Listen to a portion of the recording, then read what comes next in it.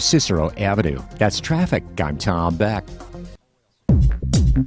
Remember when you get to work to hop over to WCPT820.com or the TuneIn Radio app and stream The Stephanie Miller Show. Weekdays 8 to 11 a.m. on Chicago's Progressive Talk, where facts matter.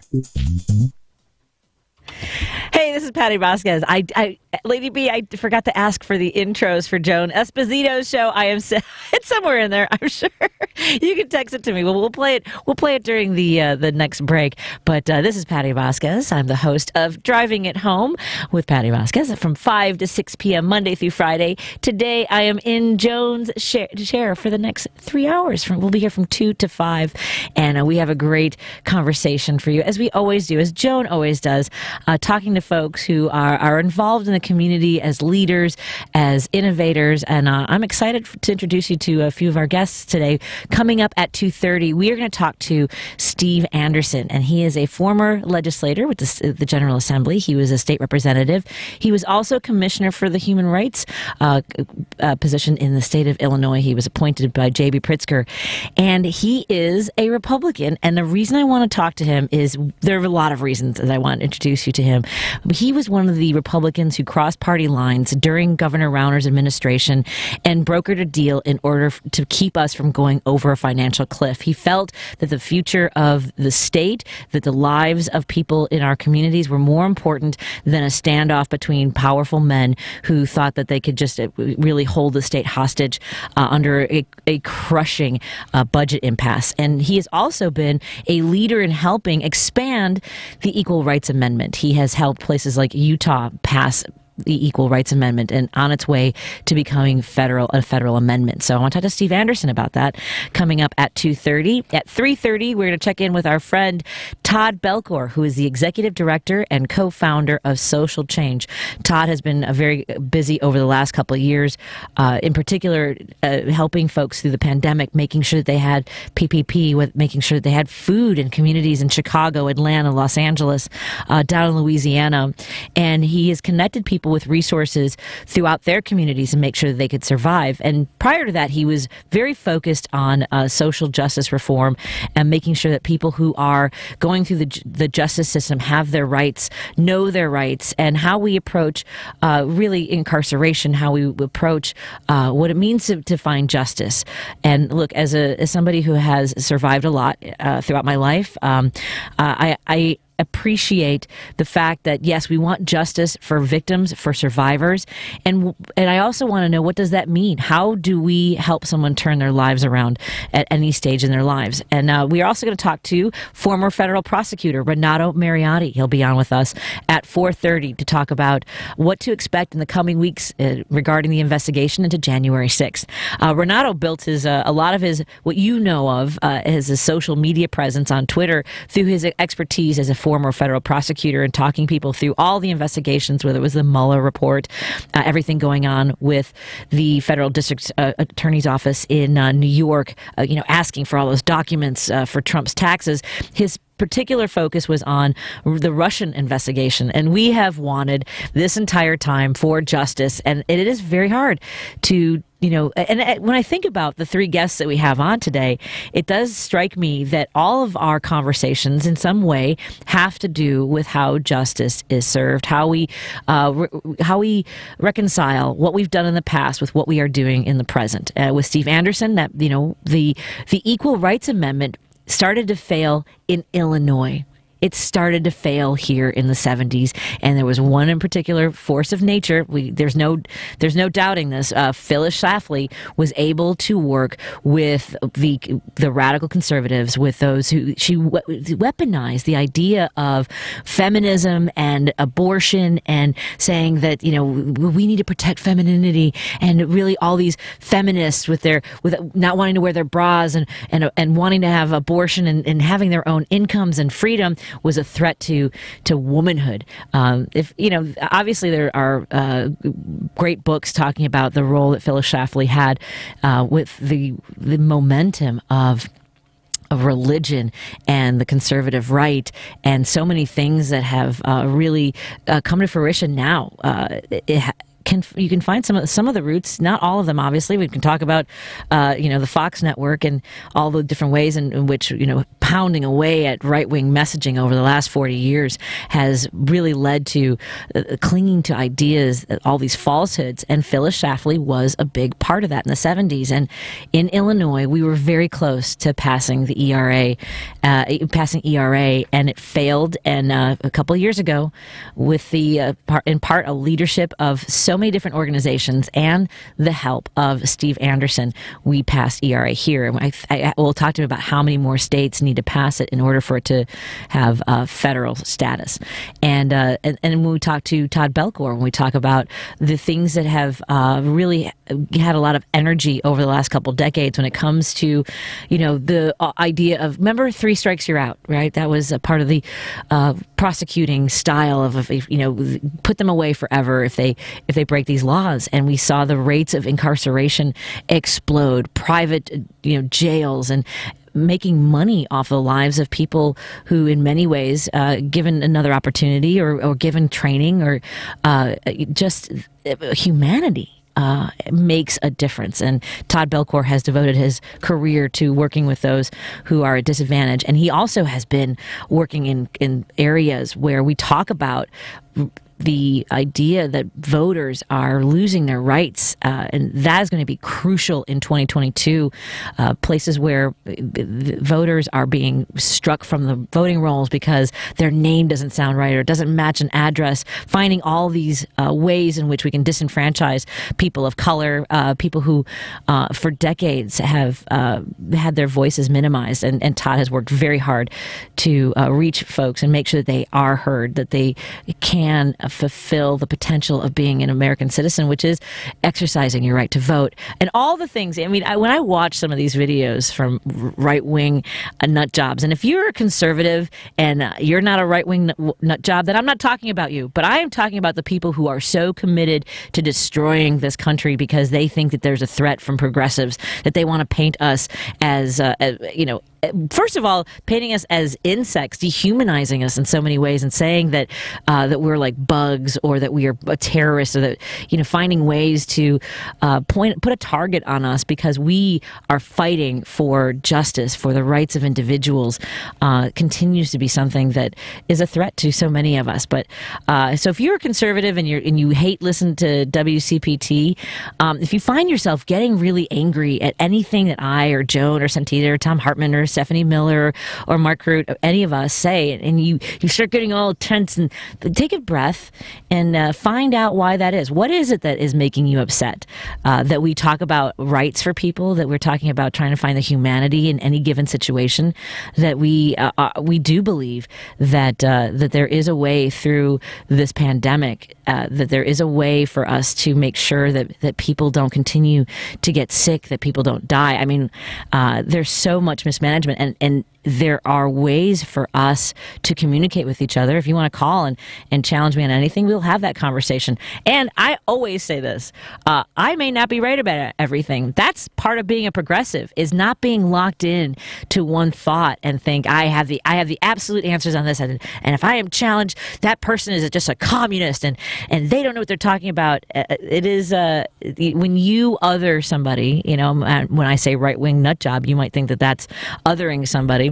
Well, that could be fair, but I've watched some videos and some people are losing their minds, and so that's something to acknowledge, is to say, I'm not talking about you. If you're not out there wanting to wreak havoc, to overturn an election that was just and fair, but if you think that January 6th was just a peaceful field trip, we are definitely going to disagree on that.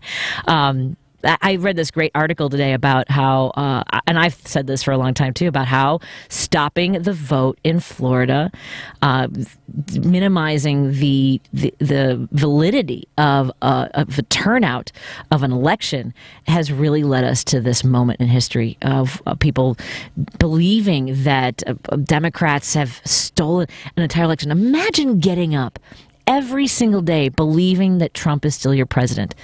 I'm sorry, but I have to, that's where I put and again, maybe it's not great language to use, but that's where I put right-wing nut jobs that get up angry every single day, believing that Trump is coming back, or that believing that he is still our president right now. That and it had to be so hard to hear those words that Trump spoke in that interview with Candace, I can't remember her last name. I try not to watch too much of that because it's so maddening. But he told her in that interview that the vaccines work, that he's vaccinated, that he's very proud of it, that you should get boosted, that everyone should get a booster shot. And she's like, oh no, and later said, well, he just said that because he's too old and can't use the internet and isn't looking at the right sources. And there's so many people just turning themselves into these pretzels trying to justify what he said, and there are people who feel completely betrayed by him because he said those things. And I love seeing screenshots of people, on all these different patriot websites, saying, well, I feel completely betrayed by him, and this is ridiculous, or they made him say that. No, he wants to take credit for the vaccination, and he even said, if you are vaccinated, you are not getting as sick. If you are vaccinated, your chances of dying are minimized or less. It's not impossible, but that was really hard for people to accept that now their leader, and they're scrambling trying to find who else is going to be their leader if it isn't Trump. So those are just some of the things that I've been thinking about today, and we'll have conversations about them. But what's on your mind? Give me a call, 773-763-9278. That's 773-763-9278. And during Joan's show, I'm really excited. In addition to having these important conversations, we're going to have some fun too. We have some great prizes. We have put together a holiday giveaway extravaganza in collaboration with our friend of the show, the Driving at Home show. Jerry Walsky has worked with some Chicagoland businesses.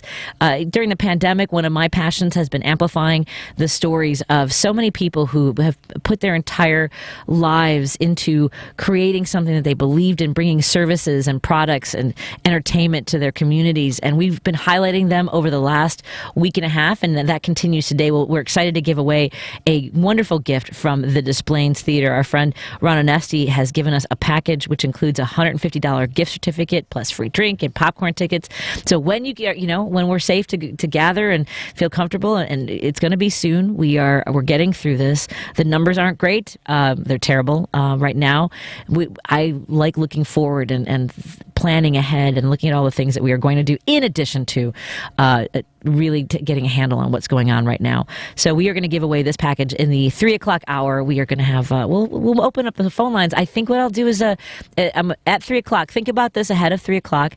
Tell me in order to have a chance to win this gift package from the Des Plaines Theater. I want to know what's been your favorite in-person performance that you've ever been to. I mean, there has to be one that just leaps into your mind when you think of I loved going to see, whether it's a small black box performance or a big Broadway show. What has been your favorite memory of seeing an in-person performance, whether it's a musical or a concert venue? Just let's look ahead by looking back a little bit. So they've got some great events planned for 2022, and by the way, they're having New Year's Eve with the Bodines. I want to find out what your plans are for New Year's as well. So give us a call anytime during the show. What's on your mind today? 773-763-9278. This is Patti Vasquez, and I am sitting in for the one and only Joan Esposito. We'll be right back after this on WCPT 820. Amy Goodman reports on the news stories rarely covered by the corporate media. In Chile, security forces shot dead 2 indigenous Mapuche leaders during clashes in the province of Arauco. The southern coastal region has been under a state of emergency, with the Chilean government deploying 2,000 soldiers to the region as it attempts to suppress the Mapuche community and their fight to recover their ancestral lands. Democracy Now! Weekday evenings at 11 on WCPT 820, Chicago's Progressive Talk. Late at night, when you drive up to your home, what's the first thing you see? The gentle glow of lights welcoming you home? Maybe it's the path of light from landscape, or the cozy light from your living room. This is Mike Clemens, business manager of IBEW Local 176. We're the folks who light your home and keep it lit year-round. We make sure your home is wired safely and correctly the first time. When you hire an IBEW Local 176 union electrician, you hire the best. We spend years training in the classroom and on the job. and union electricians set the standards that are followed throughout the country. But we're much more than highly skilled electricians. We're your neighbors. We attend the same Little League games and dance recitals. And most importantly, we want to keep your family as safe as we keep our own. So when you need an electrician to wire a smart home, your electric vehicle charging station, or even the smallest of electrical repairs, call us at 815-729-1240 or find a union contractor closest to you at qualifiedelectricians.com. We've all been spending more time indoors than usual, but FinishingChicago.com has an offer to update your interior. Whether your space is residential or commercial, for a limited time you can save up to 25% on painting and decorating. FinishingChicago.com has the most dynamic interior spaces available from industry-leading union craftspeople. That's union quality, efficiency, and industry-leading expertise in your home or commercial space. Visit FinishingChicago.com to find a contractor in your area. This unprecedented access to union quality labor at a reduced rate is only available for a limited time. Revitalize your spaces with fine decorative upgrades applied by the most knowledgeable craftspeople in the industry. Whether it's a new color or transforming your walls into something truly special, our contractors have all the options. Take advantage of FinishingChicago.com's Update Your Interior savings before they're gone. For up to 25% off your new finish, start with FinishingChicago.com. Because facts matter. You are listening to WCPT 820. Ladies and gentlemen, can I please have your attention? And now for something completely different. I need all of you to stop what you're doing and listen. This performer knows the stage very well. She starred in 3 of her own one-woman shows. Are you ready for this? Seriously, is it going to be hot or cold tomorrow? Because I need to know how high I have to shake. Let's go. Chicago's own Patti Vasquez, everybody. And now, live from Chicago, filling in for Joan Esposito, here is comedian, talk show host, and activist, Patti Vasquez. That always cracks me up to hear Dan Levy's incredible production. That's Dan Levy does a lot of the promos that you hear at WCPT, and we used to work together at another radio station. And so I'm always tickled by how kind he is to throw in some of my live performances. Yes, I am a stand-up comic by trade. For those of you joining us and not familiar with me or my career, which why should you? There's no reason to assume that you would be. You can go to my website if you'd like. I have a website. It's withkindwords.com. That's withkindwords.com. And there's a little bit of a bio there and tells you a little bit about my career. And the reason it's my company is called With Kind Words is I work with educators and medical providers to talk about the journey of being the mother of a child with a disability and what it's like to receive that information and live our lives and try to really adjust. There is no single way to tell a family that your life is not going to be what you thought it was going to be. All those dreams and hopes that you had of your child doing all these things. You know, look, we all have that. When I was pregnant with both my boys, I first with my firstborn, just try to imagine being this mom and hoping I'd be good at it, and hoping he'd like me. You do have that. I had that fear at one point. I remember when I was pregnant, thinking, what if he doesn't like me? I mean, maybe I've watched too many TV shows or just got these ideas in my head, and I had all these thoughts of like what it was going to be like to have a son and teaching him how to swim or play baseball and reading stories to him at night and all these things. And when I had Griffin, it was everything I had hoped for. Being a mom was, I joke about how as soon as he was born, I thought, let's do it again. And that might have been some of the drugs I was on, because you take a considerable amount of, I think it was new morphine in addition to the epidural that I was on. And I thought, I love this. And I really, the first 18 months of having being a mom with Griffin, were just incredible, and I just thought I was this kick-ass mom, and I'm like, I got this down, I want to do it again. And I was doing one-woman shows. I had done a show called Pregnant Party Girl, From Stolies to Stirrups, and when Griffin was a toddler, I was doing a show called Mamacita, Tales of a Diaper Diva, and it was all about, just I could still look good as a mom, and I talked about some of the hard things and the crazy things that happen along along the way. And during my pregnancy with my second child, with Declan, they early in I believe it was in the second trimester, they detected an irregular heartbeat. And at first they, were kind of like, we're going to monitor you. And they had me coming in twice a week for non-stress tests. And they, after a few weeks, they said it resolved, and they were still going to monitor me. And then 2 weeks before his due date, when I was 38 weeks pregnant, we did one of the ultrasounds, and they were concerned that my water was low, and they said, we're gonna go ahead and induce. And I remember asking them, because when the water is low, when the levels are low, there is a risk to the fetus that there will be that there's no slippage for the umbilical cord. So they wanted to make sure that he could have a safe delivery. And I remember asking them, "Are you sure his lungs are okay?" And I don't know why. That was the one thing I was worried about. And they induced me the next day, and I was still like, they seemed like, well, we're just going to induce you. I drove myself to the hospital, Lady B. I was like, let's do this. I remember I was on Northwest Highway. We live in Jefferson Park, and I was on Northwest Highway, and there are a lot of these industrial buildings and warehouses, and you'll get stuck on Northwest Highway with a big delivery truck, a semi blocking all lanes of traffic. And I got out of my car, Lady B, and I seriously, I got out of my car, and I was like, I'm 9 months pregnant. I was like, you gotta move. This could go any second now. And I got the driver to move his truck, and got to the hospital and registered and got to my room. We had actually, because of our delivery with Griffin, we felt like we had this all down. And I brought my PlayStation 2 to the hospital so I could watch DVDs and play some. I, at the time, was playing GoldenEye, the video game on PlayStation 2, little 007, and and they induced, and I had decided this time that I was not going to have an epidural. For a variety of reasons, and in no small part for women that would come up to me at shows, because I had these jokes about having the epidural put in a week early, that I had it in a keg, and my husband just rolled me around in a dolly. Comics exaggerate, but they felt that I was glorifying it, and I started doing some research about not getting an epidural and what that would be like, and the thing I came to terms with as far as being pregnant and going through delivery is that there's no easy way out. There isn't, it doesn't matter. I was in labor for 22 hours and 5 minutes when I had the epidural, and part of what was very hard about having the epidural was focusing my power, I guess as you would say, to push.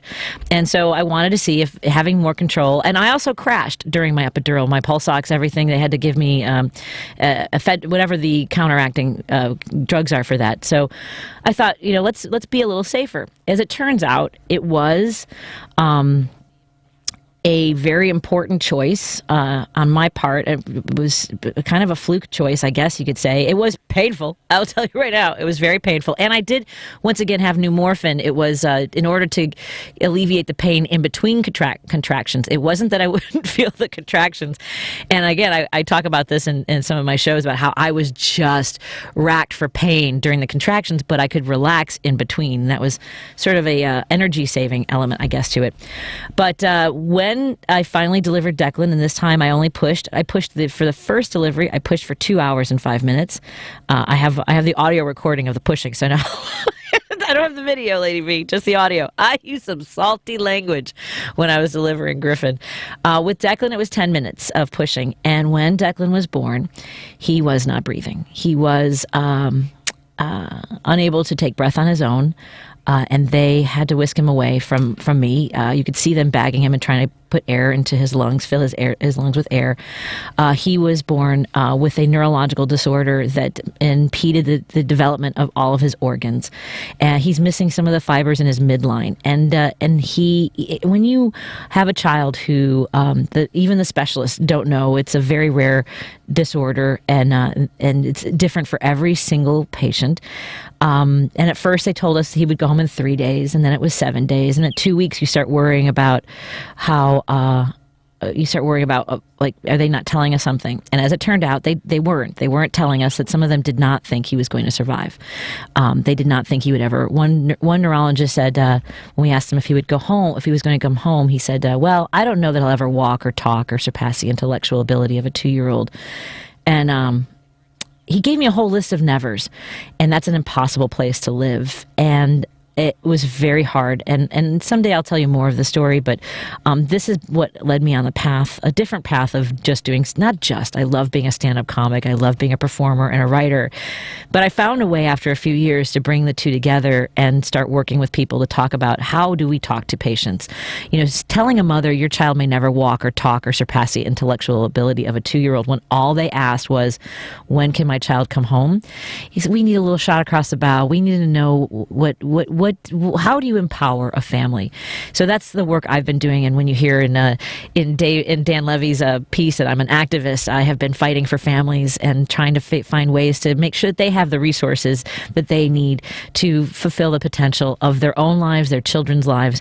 What they couldn't tell me in those moments about Declan when he was born was that he was going to bring us more joy than we could have ever imagined. And how do you tell a parent that? How do you get them to the point where they can be open to that and able to pursue that? So go to my website, withkindwords.com. Just thought I'd introduce myself to a few folks. That's just a little piece. I got a lot, but we're going to talk to our friend Steve Anderson when we come back after this. You're listening to the Joan Esposito Show. I'm Patti Vasquez, sitting in for Joan today, and I'll be in tomorrow from 5 to 6. Jerry Walski and I are going to ring in the New Year in Ireland with you at 6 p.m. And don't forget, at 3 o'clock, in the 3 o'clock hour, we're giving away a prize from the Displains Theater, and a little later, I've got some coffee to give away too. We'll be right back. 'Tis the season for savings at Huck Volkswagen of Joliet during the Volkswagen Sign Then Drive event. Choose from a huge selection of new Volkswagen models like Jetta, Tiguan, Taos, Atlas, and Atlas Cross Sport and pay nothing out of pocket. Just sign, then drive. Or take advantage of 0% financing for 72 months on new Volkswagen models. 'Tis the season, and no one in the Chicagoland area sells more new Volkswagen models than Hawk Volkswagen of Joliet. Combine that with outstanding customer service, and it's easy to see why we have been the #1 volume Volkswagen dealership in Illinois for the last 5 years in a row. Hawk Volkswagen on Jefferson Street in Joliet. Online at hawkvw.com. Available on select new Volkswagen models with approved credit plus tax, title, license, doc fee, plus finance through Volkswagen Credit. See dealer for details. #1 claim based on 2016 through 2020 retail sales. Expires 1/3/22. You're listening to WCPT 820. Here's the latest Chicago traffic update. Inbound Edens, backed up traffic, Elston Avenue to Montrose. Light Cook Road to Montrose taking 19 minutes. Kennedy inbound, stop and go. Lawrence to Montrose, slow. Montrose to California, stop and go again. Armitage to Burn Interchange. O'Hare to Burn Interchange, 33 minutes. Outbound Kennedy's heavy, Burn Interchange to Randolph, and Montrose to Sayre Avenue, Burn Interchange to O'Hare, 25 minutes. On the inbound Eisenhower at Manheim Road, a crash. 2 right lanes are blocked. Traffic is stop and go from York Road. Also stop and go Western Avenue to Burn Interchange. Route 390 to Old Post Office, take you 50 minutes. On the outbound Eisenhower, slow. Cicero Avenue to Austin, and from First to Reagan Memorial Tollway. Stevenson outbound heavy traffic from Ashland Avenue to Pulaski. That's traffic. I'm Tom Beck. Joan Esposito, live, local, and progressive on WCPT Willow Springs is powered by ComEd. Lower your energy bills and reduce your carbon footprint with the ComEd Energy Efficiency Program.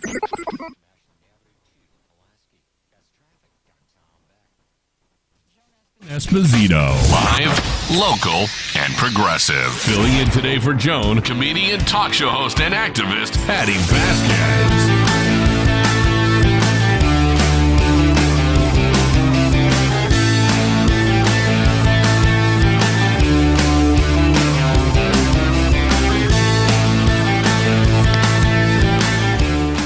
This is the Joan Esposito Show, live, local, and progressive. I'm filling in for Joan. This is Patti Vasquez. I'm also live, local, and progressive.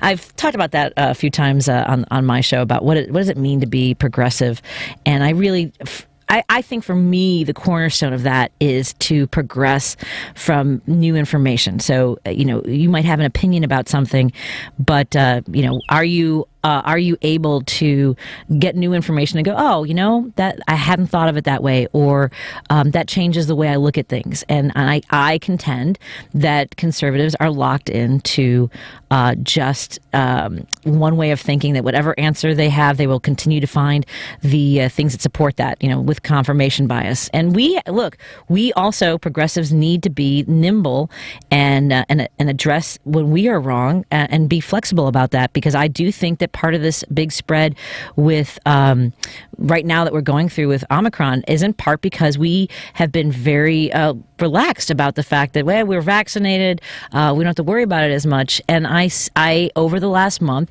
saw a lot of situations of progressives that I know, including myself. I was doing shows in Wisconsin, and I would walk into a room and go, this is not safe. This is a room filled with people who are not wearing masks. I'm in a state where they have their positivity rates are climbing, and I did one last show. I did one where I knew that it was dangerous, and I was very nervous and tested in the days afterwards. And then the last show I did in Wisconsin, Jerry and I told Jerry, go, look, I know the venue, I know the layout, I know that we'll be on a raised stage, we'll be away from the crowd, we'll mask up, we'll be double masked in and get out, no, lollygagging. And again, I think Jerry can attest to this, that people still there was a guy that wanted to hug me on the way out, and I have to be better about my personal space. I don't know why people feel the need to hug anybody during a pandemic. I don't understand. But I reflected on the chances I was taking, whether it was going to restaurants or not social distancing and feeling like, well, but the rates that we are at right now are through the roof, and we all have to be mindful of where we go, what we are doing, how we are masking. We can get through this. We knew this at the beginning before the vaccinations, that the best way to get through this was to take all necessary precautions to protect yourself. And as I mentioned with my son Declan before the break, that he is intellectually challenged. It's not possible for him to wear a mask all the time, and so he is vulnerable when he goes to school, and I have to make sure that I do everything possible to make sure that he does not end up in a precarious situation. And one of the reasons that I know great leaders like Steve Anderson, who joins us, is because I started going to Springfield during the budget impasse. I saw a lot of people struggling, and I thought, who do I talk to about this? And Representative Steve Anderson, at the time Representative Steve Anderson, was one of those folks, and you gave me a lot of hope. Can I just say that right now? Not just. Well, thank you. Of course. How are you doing today, my friend? I'm doing good, but I have to confess, I'm a hugger by nature, so I'm doing everything I can not to. It's one of those things. I'm naturally just a hugger, so I confess. But I mean, have you, when you go into hug, can you tell when someone isn't? Have you had that moment where you're like, oh, this person might not like to be hugged? Has anyone ever said, I'm not a hugger, besides me? Sure, but I haven't been hugging people, other than my family, right? In 2 years or a year and a half or whatever. So I've kind of gotten out of practice. Isn't it crazy how? I was just thinking about this. I cannot believe it's been about 2 years, because it just seems surreal. Although it has gone by, I don't think it's gone by fast. So I can't really explain the way time has felt. Do you have any sort of thoughts on that? I was talking to a friend earlier today, and she had said, the first part of the pandemic, let's say from March of last year to December, it was kind of like, okay, this is difficult, this is weird, but we'll get through it, And now that we're in this Omicron stage, it's almost, in a lot of ways, it's worse, because now, we kind of felt like, there was always going to be an end, and now it's kind of like, is there? There will be. There must be. But now time is dragging out. Like I was saying to my friend, I haven't left the house since Sunday because I didn't really have a need to. I work from home, so I do all my calling and stuff, but I literally hadn't left the house other than shovel the driveway yesterday in 4 days. So it's kind of crazy. It really is. And I was texting with a friend. I'm like, I took a shower today. That was exciting. Which I'm sure for my family was even more so. I want to share with folks a little bit of your background, because I know now, we can talk about your career, but I want to make sure that folks know some of the experiences that you've had at the state level of governing, really, and of advocating for people, and now are collaborating with people from different political backgrounds in order to help those who need advocacy in Springfield. So let me just ask first, tell us a little bit about, first, where did you grow up, Steve? So I grew up on the south side of Chicago, in Oak Lawn, and Evergreen Park was mostly where I grew up. And I used to perform a lot. There was a Sinise's Winery. Are you familiar with Sinise's Winery? My dog just exploded, and I can't mute myself on you. So there. Does a dog want to get in? I mean, that's been a battle for a lot of folks working at home, is how clingy the dogs have become. Yeah, no, the dog was trying to get out, so to speak. He probably saw somebody or something. So I'm sorry. Doing their job. Your question about there was a place called Sinise's Winery in Oak Lawn. I don't know if you're familiar. Sure. Yeah, that was a great comedy venue for a lot of folks, and it was a great place to sort of, work on your chops. Get stronger as a comic, because it was kind of a rough room sometimes. The South Side can be that's a lot of working class folks, and you ended up going. Where'd you end up going for undergrad? So I went to both undergrad and I got my law degree at Northern Illinois, so out in DeKalb. And you're absolutely right. Southsiders are tough and they're direct. Yes. I can tell you like it is. Go ahead. You went to Northern. Yeah, I went to Northern twice, met my wife there, went for undergrad, political science, and then went back a couple of years later when I realized there wasn't much I could do with that degree, and so I went to law school, and then I worked for about 30 years until I decided to run for political office locally and then up through the State House. So, but in between there, 30 years of law practice. So. What led you to want to run for office? Because it is it's not for the weak at heart. No, it's not. So those 30 years, I really did two areas of practice. One was elder law, senior law, taking care of our seniors in our society. But the other was I was a municipal attorney by trade. So most of my life there was advising electeds about, the consequences of the decisions they're being called upon to make. And I realized after doing that for many years that I had really kind of run the gamut of various policy questions and knew the outcomes from experience. And I said, I think I can offer this. I think I have something that I can bring to the state legislature. And so I ran originally for office with the Geneva, which is where I live, Geneva Library Board. Had a contested race for library board, believe it or not. What? That's what an awesome community I have. We're super engaged. Won that, was served there for about 6 years, and then ran for office for state rep for this area, for the 65th district, and was fortunate enough to win the primary and the general, and I was off to that sort of public service. But like I said, the reason I thought I had something to offer was that I had confronted and faced in a variety of situations, the different sort of questions that the state legislature was going to face at the, albeit at a different level than a local municipality, but the same sorts of questions. And you come from a conservative background. Were your parents conservative?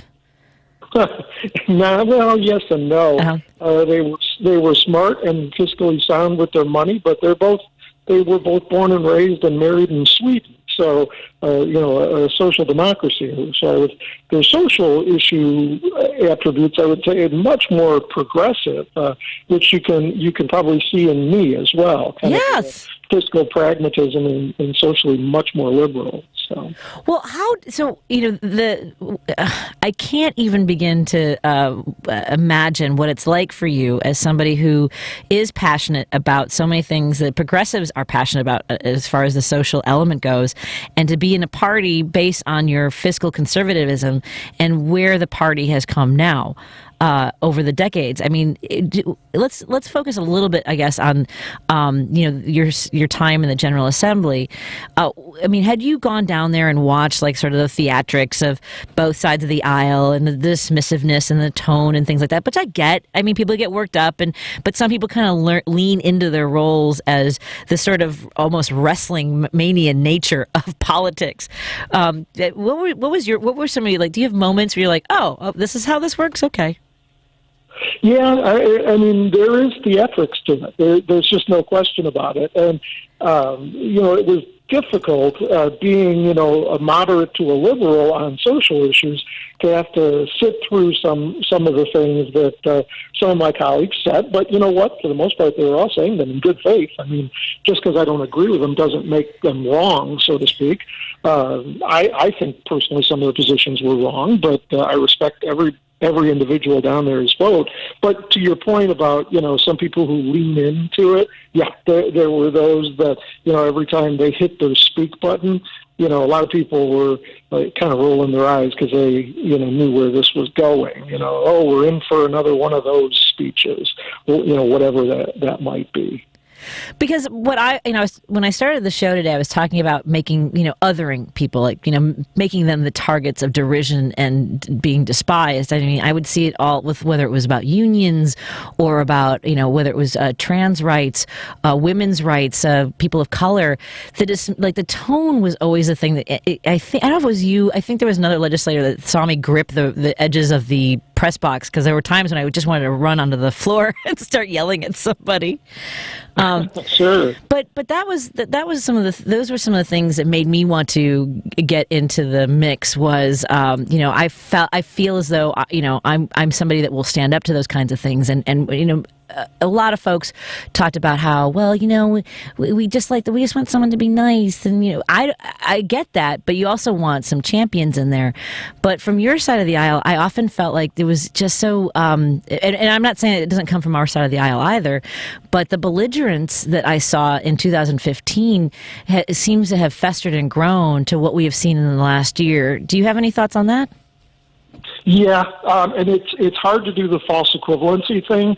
Where you say, well, it's on both sides of the aisle, because I've seen both sides of the aisle, and I don't think it's exactly neutral. It's unfortunate that my party has gone the way it has with the former president and kind of the extreme in that case. I think it has tacked far further to, I don't even know if right is the correct term anymore, but to the extreme than I think the Democratic Party has. So I'm not going to play that game of saying, well, they both do it. I think my party is doing much more of it right now, which really is, it's dismaying to me to see that happen. People with a moderate voice, people with a progressive voice are effectively silenced. On the Republican side of not just the aisle, but the party, the whole of it, the people who identify as that, not just the elected officials.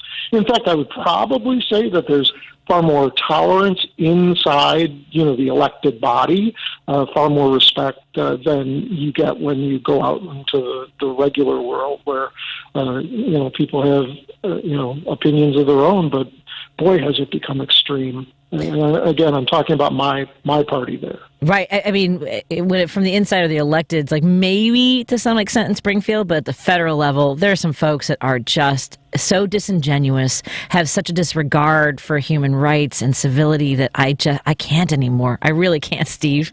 And that's fair. But, and at the same time, there are some people in the state legislature who are like that, who have such extreme views. But for the most part, and this is why I like to try to bring things back to reality, for the most part, there's a ton of respect there. You're seeing theatrics, but a lot of times at the end of the day, not everybody, there are some people who it's not theatrics, it's that extreme, really believe that crap, to be perfectly honest with you.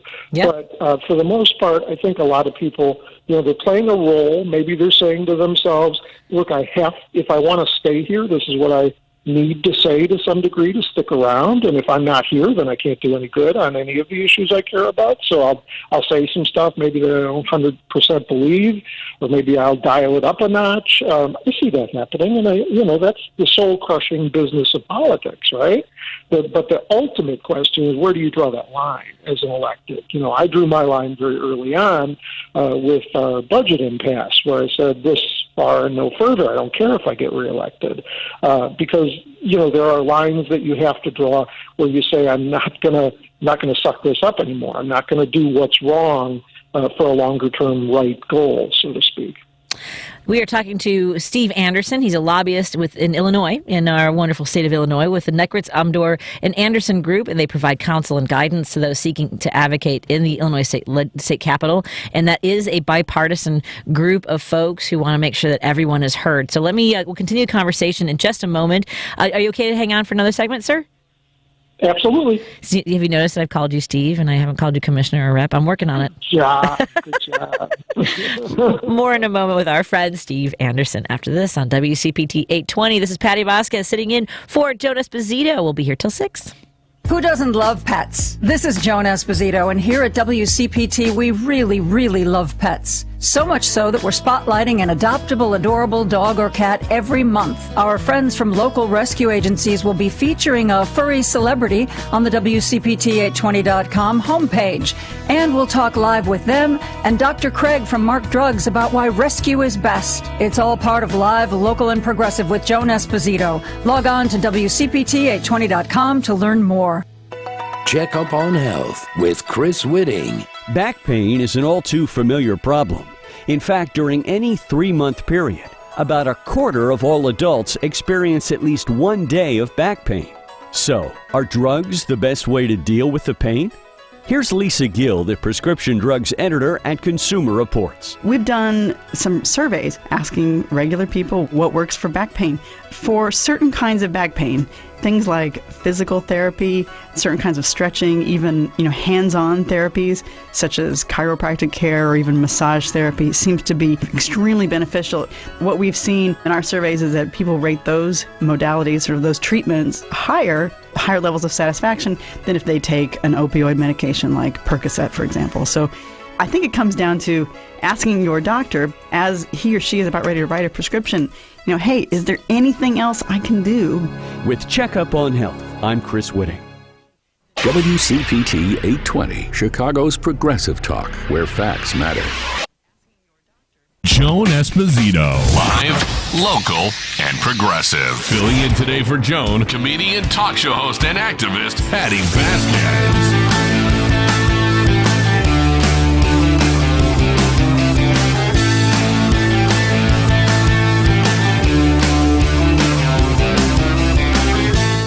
This is Patti Vasquez, and I'm in for Joan Esposito. On with us on the line is our friend Steve Anderson. He is a retired member of the Illinois House of Representatives, and and as he mentioned before the break, he led a bipartisan initiative to end the longest state budget impasse in U.S. history, overriding the veto of his own Republican governor in order to do so, and knew the moment, Steve, when you knew that it was when you turned around, when General Harris said, "Hey, turn around," and you saw Michael Madigan with his hand extended. That was the photo that was probably the end of my political career, so to speak, and it was a perfectly nice situation. So the representative, or General David Harris, a very good friend of mine, we had just ended the budget impasse. We had overridden the governor's veto of it, so that now funding could flow again to all the important social services and education and all the things that the state does that is very important for our people. We finally ended it. I walk up, I shake his hand, and the general tells me to turn around, right? And when a general, who also is a representative, but he's also a general, when a general tells you to turn around, what do? You turn around. So I turned around, and there with his hand extended is then Speaker Madigan, congratulating, me and us for ending the budget impasse, which I certainly worked with him on to do. Of course, I shook his hand, but a photographer happened to capture that picture, and while I think of it, I actually have a framed version of the Chicago Tribune version of that picture. I view it as a very bipartisan moment where we came together to do something very good and very important. Politically, if you're thinking about a primary Republican race, well, it's not the best picture in the world. And it ended up on pretty much every newspaper across the country because that was the longest budget impasse in U.S. history. So I love the picture. It's great. But that was quite a moment there where, for all intents and purposes, probably my political career, or at least the elected part of it, was over. And you know what? I'm totally okay with that, because if you're going to go down for something important, and ending that budget impasse was exactly that. And that's the difference between being a politician and being a leader. It just is. The people who are more worried or thinking in that moment, I have to do whatever it takes and not be on a mailer with Madigan, but instead thinking, this is how I make sure that families have what they need in the state of Illinois and make sure that they can survive. That's the difference. It just is. No, I don't disagree with that. And there were a ton of leaders doing exactly that. Granted, the Republicans who joined with the Democrats on that issue were certainly highlighted. There were 10 of us ultimately. But this didn't happen without the strength of the Democratic caucus as well. There were people who were in their caucus when the Democrats themselves were saying, don't trust the Republicans. They won't be there for you at the end. They won't vote for this. There were those in that caucus, in the Democratic caucus, who were saying, yes, they will, and fought for the coalition to stay together. So that was a historic and heroic moment for people on both sides. So it really was. We have a listener from South Elgin. Derek wants to join our conversation. Hello, Derek. How are you doing today? Hi, Patty. Hi, Representative Anderson.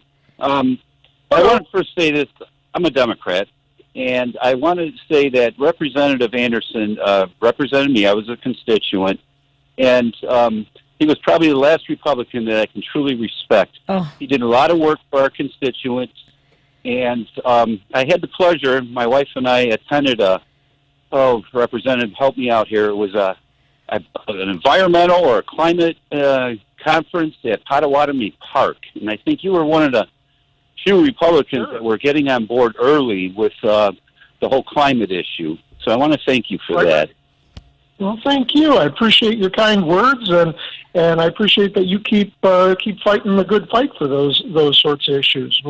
Now, as a lobbyist, one of the groups I work for is the Clean Jobs Coalition, which is, of course, the environmental arm of making sure that we, shift our state to 100% renewables, and so that needs people like you to keep fighting those great issues. So, thank you. Well, I appreciate the work that you did, and you spearheaded the movement, and I wish there was more Republicans like you, sir.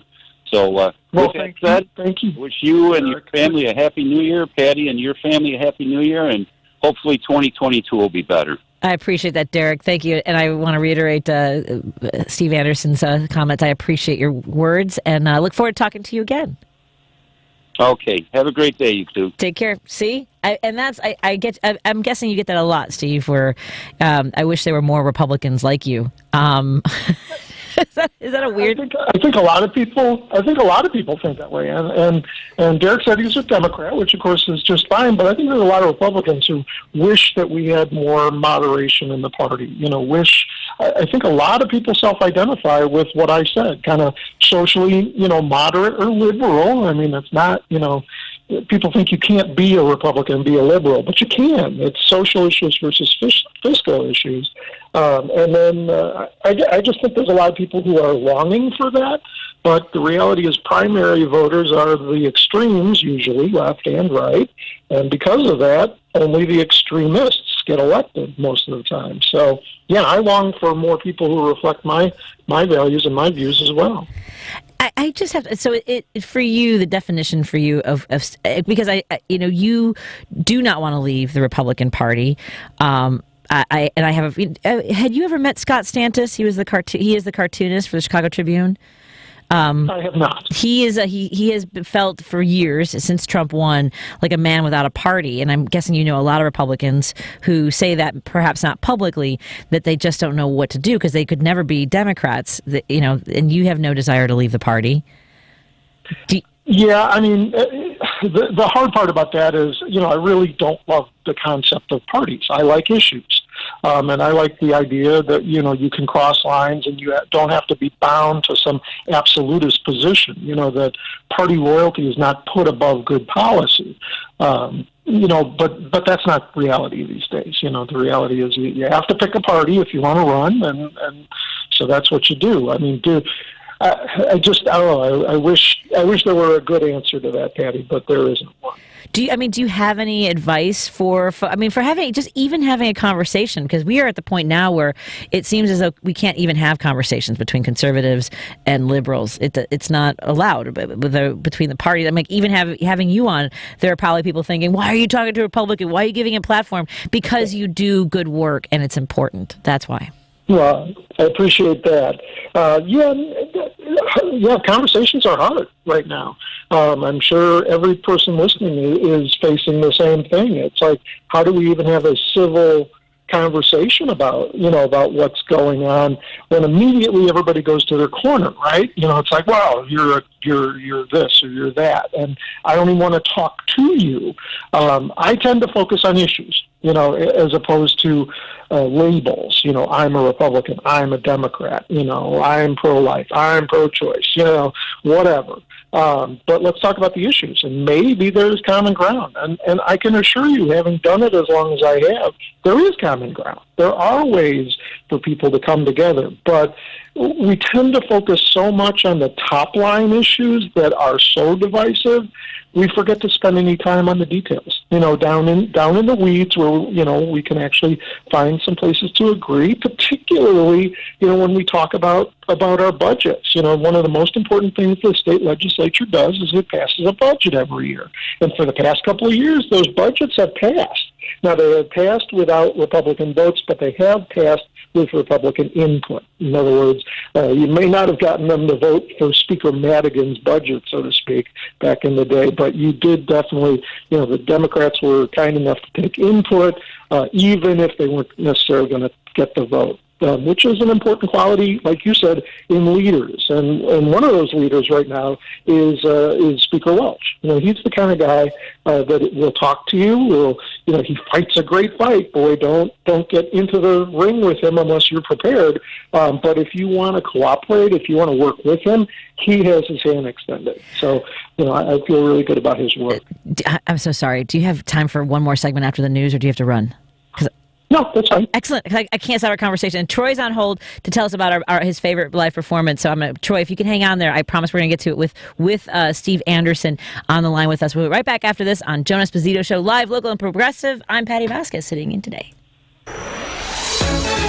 WCPT 820 is proud to introduce Heartland Signal, a multimedia newsroom of WCPT 820. Heartland Signal is dedicated to providing news coverage for the 2022 midterms in the Midwest region. At heartlandsignal.com, you can find all the day's news and views to keep you informed and up to date. If you love listening to WCPT 820, then you'll love getting your news from heartlandsignal.com. Visit us there today. We're planning a trip to Spain later this year. But our Spanish is pretty bad. When you learn a language, you want to actually use it. Babbel is designed with that goal in mind. Babbel's conversation-based method teaches you real-life words and phrases. And with Babbel's interactive bite-sized lessons, you'll remember what you learned. ¿Cómo te llamas? ¿Cómo te llamas? ¿De dónde eres? ¿De dónde eres? No matter your learning style or experience level, Babbel has lessons designed for you that will get you speaking quickly and confidently. I tried learning Spanish before, but I couldn't stick with it until I found Babbel. There's no easier way to learn another language. Ahora hablamos español. He just said, now we speak Spanish. I can't wait to use our new language skills on our upcoming adventures. Babbel, language for life. Celebrating 10 million subscriptions sold. Now try Babbel for free at Babbel.com. Just go to Babbel.com and start learning a new language today. That's Babbel.com. Babbel.com. You're out with friends, and a few drinks becomes a few too many. You decide to drive anyway. What's the worst that can happen? Drive sober or get pulled over. AP News.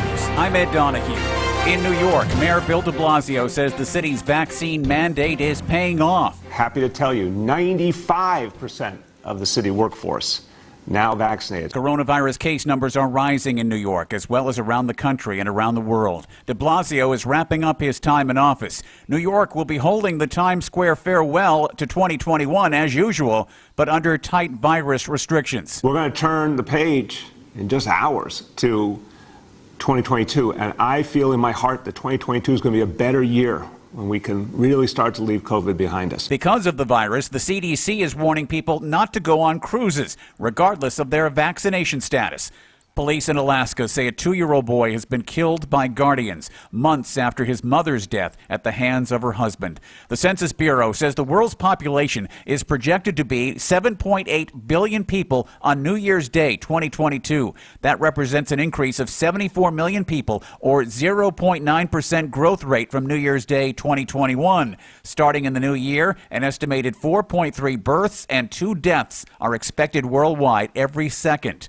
Authorities say a California man arrested in Iowa had an assault rifle, ammunition, and a hit list that named President Biden, former Presidents Bill Clinton and Barack Obama, and others. The Des Moines Register reports police pulled over the man on Interstate 80 December 21st because he was driving aggressively. Prince Andrew wasn't on trial in the Ghislaine Maxwell sex trafficking case, but her conviction is bad news for the man who was 9th in line to the British throne.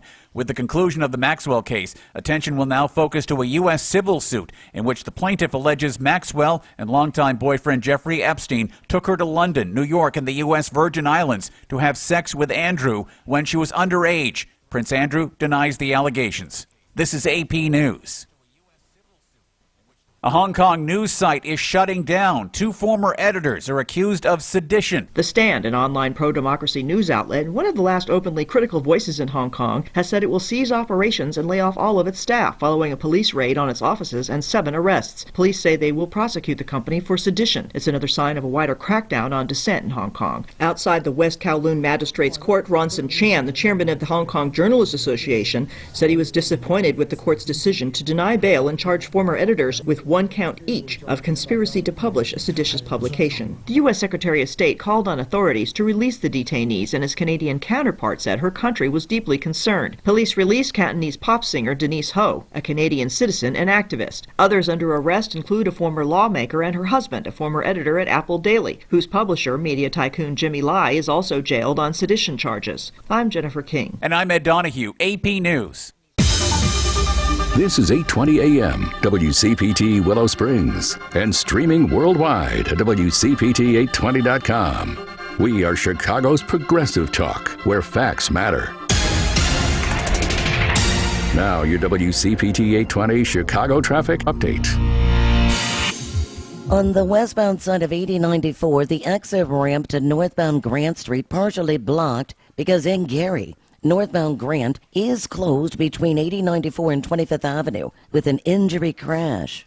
In Hanover Park, an accident at Lake Street and the 390. In Glendale Heights at North Avenue and Glen Ellen Road, a wreck. In Carroll Stream, a crash at Lies and Schmale. Outbound Eden's jammed up to 2E where we're just getting word of a crash. Montrose up to Lake Hook 2319 inbound.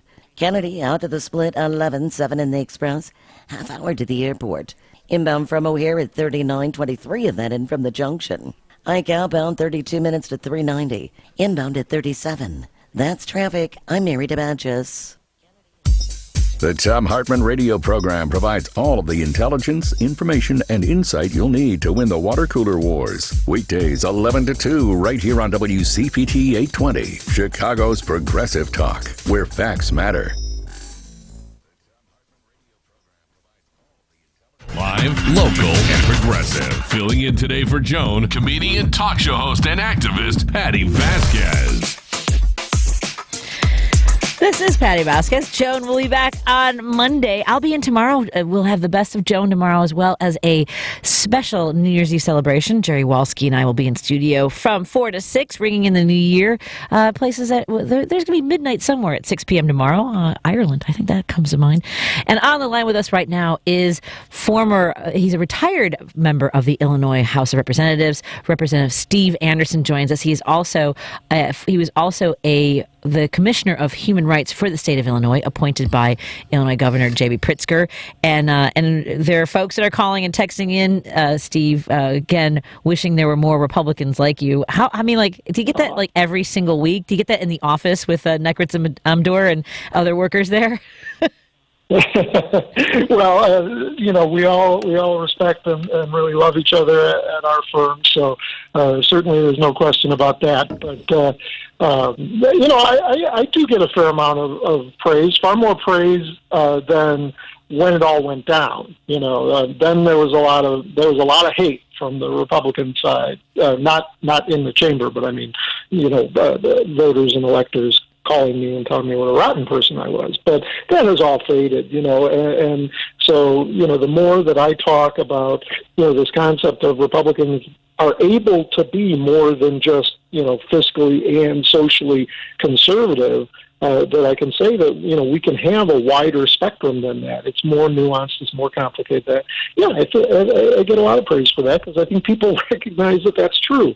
In any other aspect of our life, we tend to live, a moderate lifestyle, not too much, not too little. Only in politics do we tack extreme in one way or the other. Usually things aren't that black and white, and so when I remind people that in fact Republicans don't have to be just black or white, so to speak, yes or no. I think people want that. I think people are craving that sort of thing, as I crave it. I want more of it. It just seems to me, and the listener texted in, so this is what they say, from the 646. My problem with this whole conversation is if you truly want to focus on issues, you would not be a Republican. That's been true for quite some time. Republican leadership wants to focus on helping the super wealthy and corporations while blocking middle-class progress. They do that by energizing haters. They don't focus on issues. They create wedges for turmoil. It's the COVID vaccine and global warming disinformation all the time.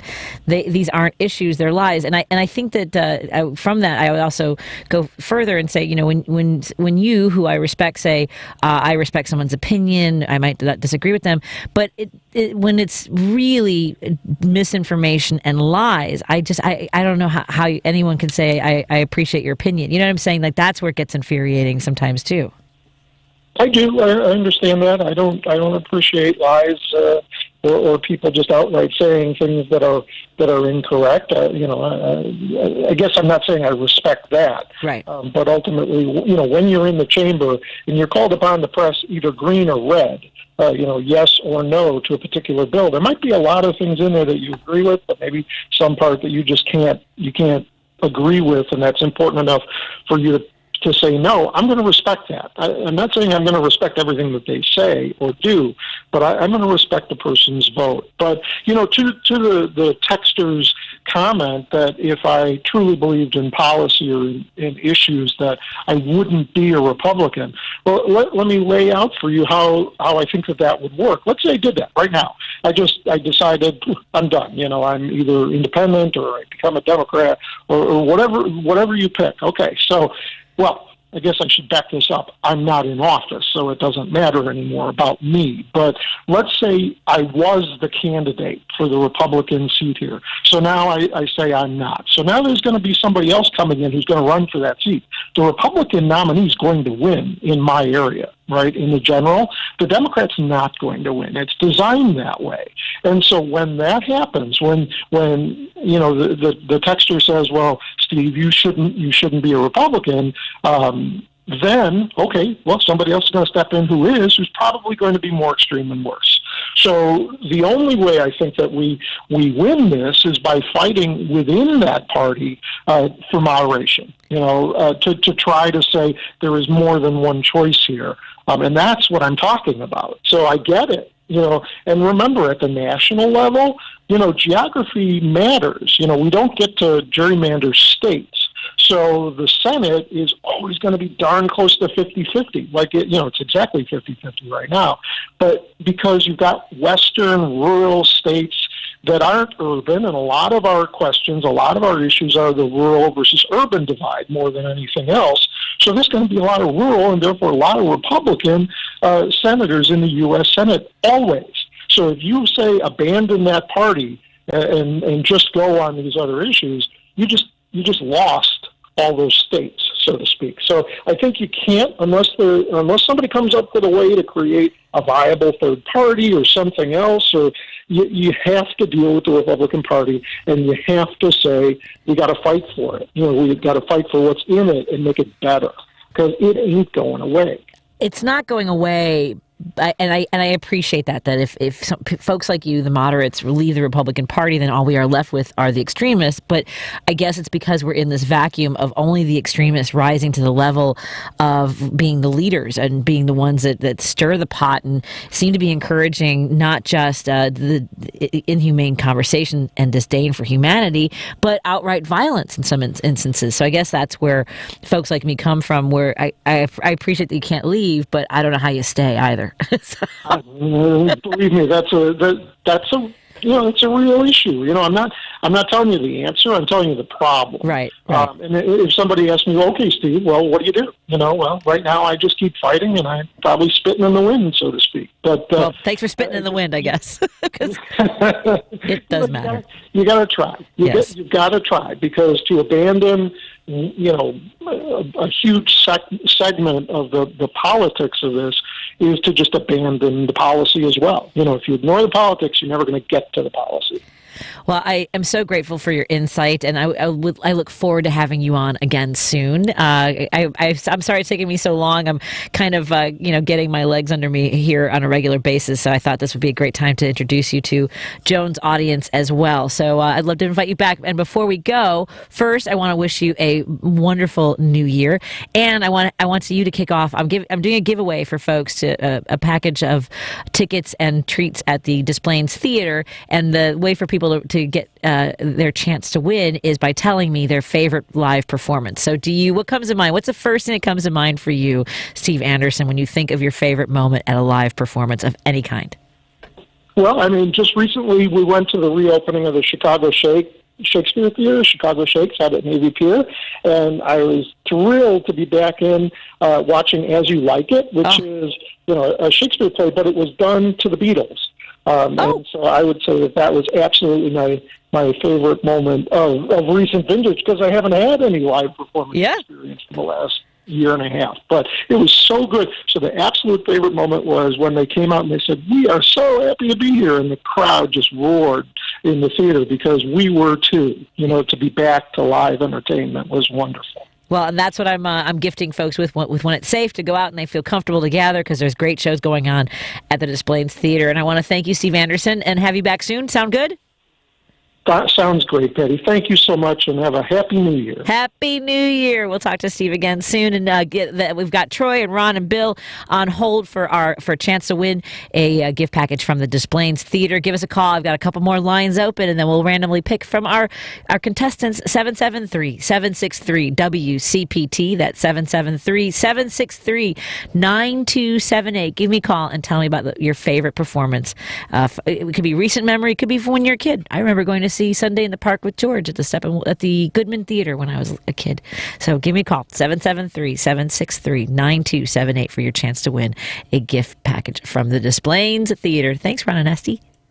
Sunday mornings with Brandon Johnson at 9. Georgia signs this sweeping voter rights bill that takes away voter rights, that I can't even give people sitting in line to vote water anymore. And white men are in a room signing the bill. A black woman knocks on the door and gets arrested with 2 felonies.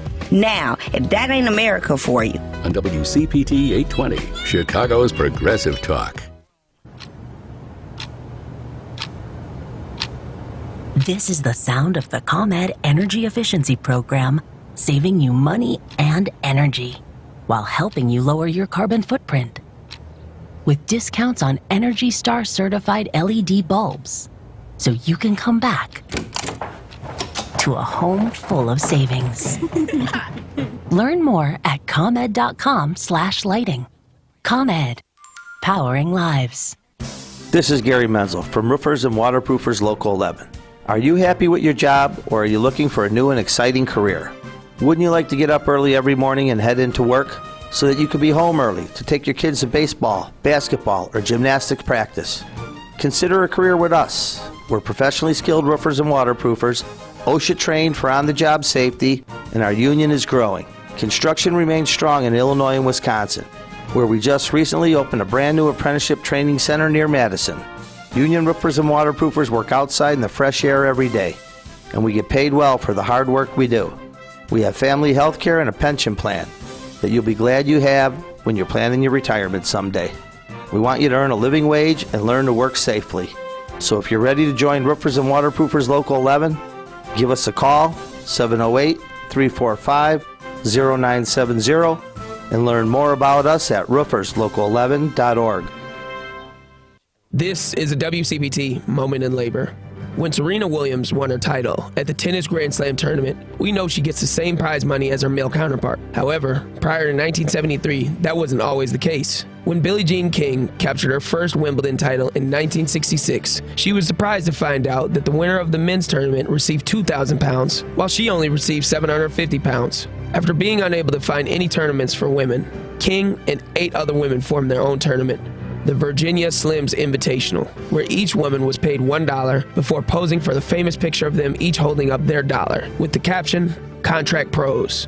While the move was bold, the pay discrepancies continued. King threatened to boycott the 1973 U.S. Open unless the women were paid the same as the men. Thanks to a grant from Band Deodorant, both the men and women singles would take home $25,000. Despite the progress at the U.S. Open, it wouldn't be until 1984 that the Australian Open would execute equal pay, followed by the French Open in 2006, and finally Wimbledon in 2007. This has been a WCPT moment in labor.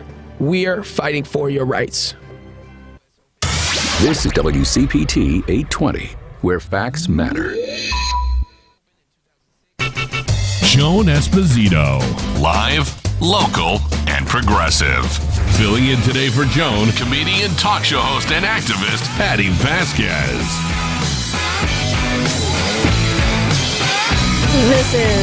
This is Patti Vasquez, and Joan will be back on Monday. We wish her a happy new year, and we're so glad that you're joining us for Joan Esposito's Live, Local, and Progressive. We are giving away, as part of our holiday extravaganza, a gift package from the Des Plaines Theater, which is located in downtown Des Plaines, directly across from the local metro station, so you can hop on the train and go see a great show. The Des Plaines Theater allows you to dine, drink, and dance all under one roof. They've recently renovated as a live music venue, and the Des Plaines Theater now includes 2 restaurants, Bourbon and Brass, a speakeasy featuring a 1920s decor that reflects the Prohibition-era origins of the legendary venue, and Des Plaines Pizza, a wood-fired pizza and rock and roll experience. After New Year's with the Bodines coming up in 2022, they'll have shows with Jim Belushi, Richard Marx, Tony Orlando, Michael Feinstein, Sean Cassidy, plus the Windy City Elvis competition, and so much more. So I've asked listeners for a chance to win a gift prize from the Des Plaines Theater, including a $150 gift certificate, plus free drink and popcorn tickets, to give us a call at 773-763-9278. That's 773-763-9278, and tell me what your favorite performance is. Troy has patiently been on hold, so I want to talk to Troy from Forest Park first. Hi, Troy. How are you doing today? Hi, Patty. How are you? I'm very well, thank you so much.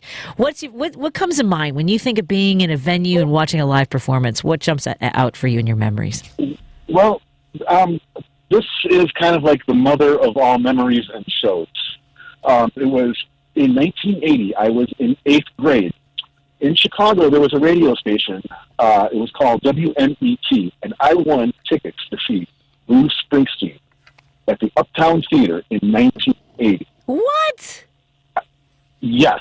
I was like the 15th or 10th caller or whatever you needed to be. Right. Okay, and I was home from school at lunchtime, because back in those days, we walked home for lunch. Anyhow, well, my mom was at work. Well, they're like, how old are you? And I'm like, 18. And like, anyway, so I ran over to my neighbor's house to call my mom at work to get her to call the station so she could arrange, getting the tickets.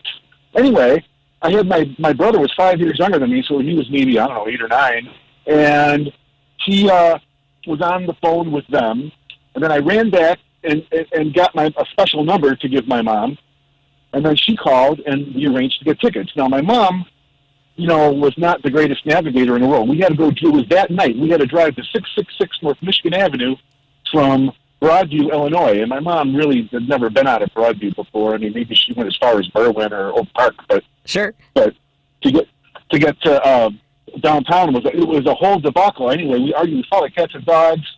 Trying to she drove this big gigantic car. We called it the Titanic, and couldn't find parking, and it was just this whole thing. But anyway, we finally make our way. We get the tickets, and then we got to navigate from downtown to uptown. Uptown. Don't forget, this was 1980. It was you going through neighborhoods, and my mom was freaking out. It was funny as heck. But anyway, we get to the show. All this, we find some place to get dinner. I don't remember where it was. It was this crazy restaurant with all these crazy people. It was awesome. Anyway, we get to the show, and we're sitting with all of the people from the radio station, and it was just so cool. And the music, it was like a 3-hour show. It was exhausting. And wow. I just remember we had front row, and if I remember right, there was 2 balconies at the Uptown, because they closed shortly thereafter. But anyway, where was I? Oh, we were at the front row of the first balcony, and it felt like the balcony was moving up and down several inches. I can't know for sure, but it was just, and then the coolest thing, my mom said she was coming, she had to go to the bathroom. She brought me back a beer, and I was like 14 years old. It was what? Yeah, well, this is 1980 now. We can do this in those days. Right, okay, sure. I'm almost done. We met all the people from the radio station, Patty Hayes, Bob Stroud, all those people. It was just like the coolest thing. I felt like a rock star. And she bought me a T-shirt. And I remember the T-shirt, I think, was maybe $10 or $12, which in 1980, that might have been $35 or $40 for a young single mom. Sure.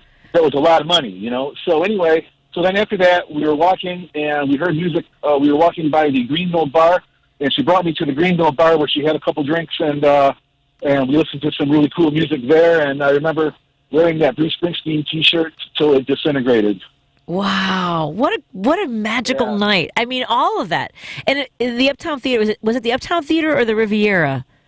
It was the Uptown. It was called the Uptown Theater. I'm terrible with theaters, and I'm like your mom. No, this was right on Lawrence, and just to the west of Broadway. Been there for 100, 1,000 years. Who knows? I don't know. Had you ever? And was that your first? Did you say it was the first concert you ever went to? Well, my first real concert, prior to that, I think was Chicago with in the nosebleed section or something like that. Right. But this was the first real deal, immersive experience in rock and roll, and it was Bruce Springsteen on top of that.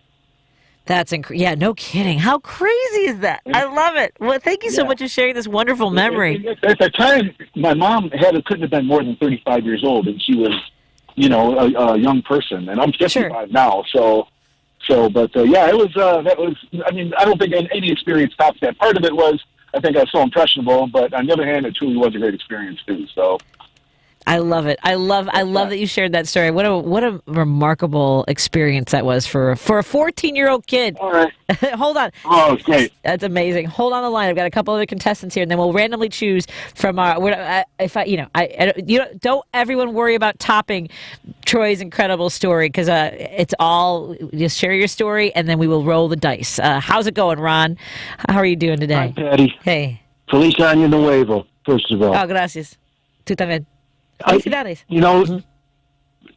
My favorite concert, I got a couple, but it was at the Cheetah. I don't know if you remember that. I do not. Aragon Ballroom. And Janis Joplin was before me, and she was with Big Brother and the Holding Company. And it was total psychedelic, and me and my girlfriend, we were dancing right up front.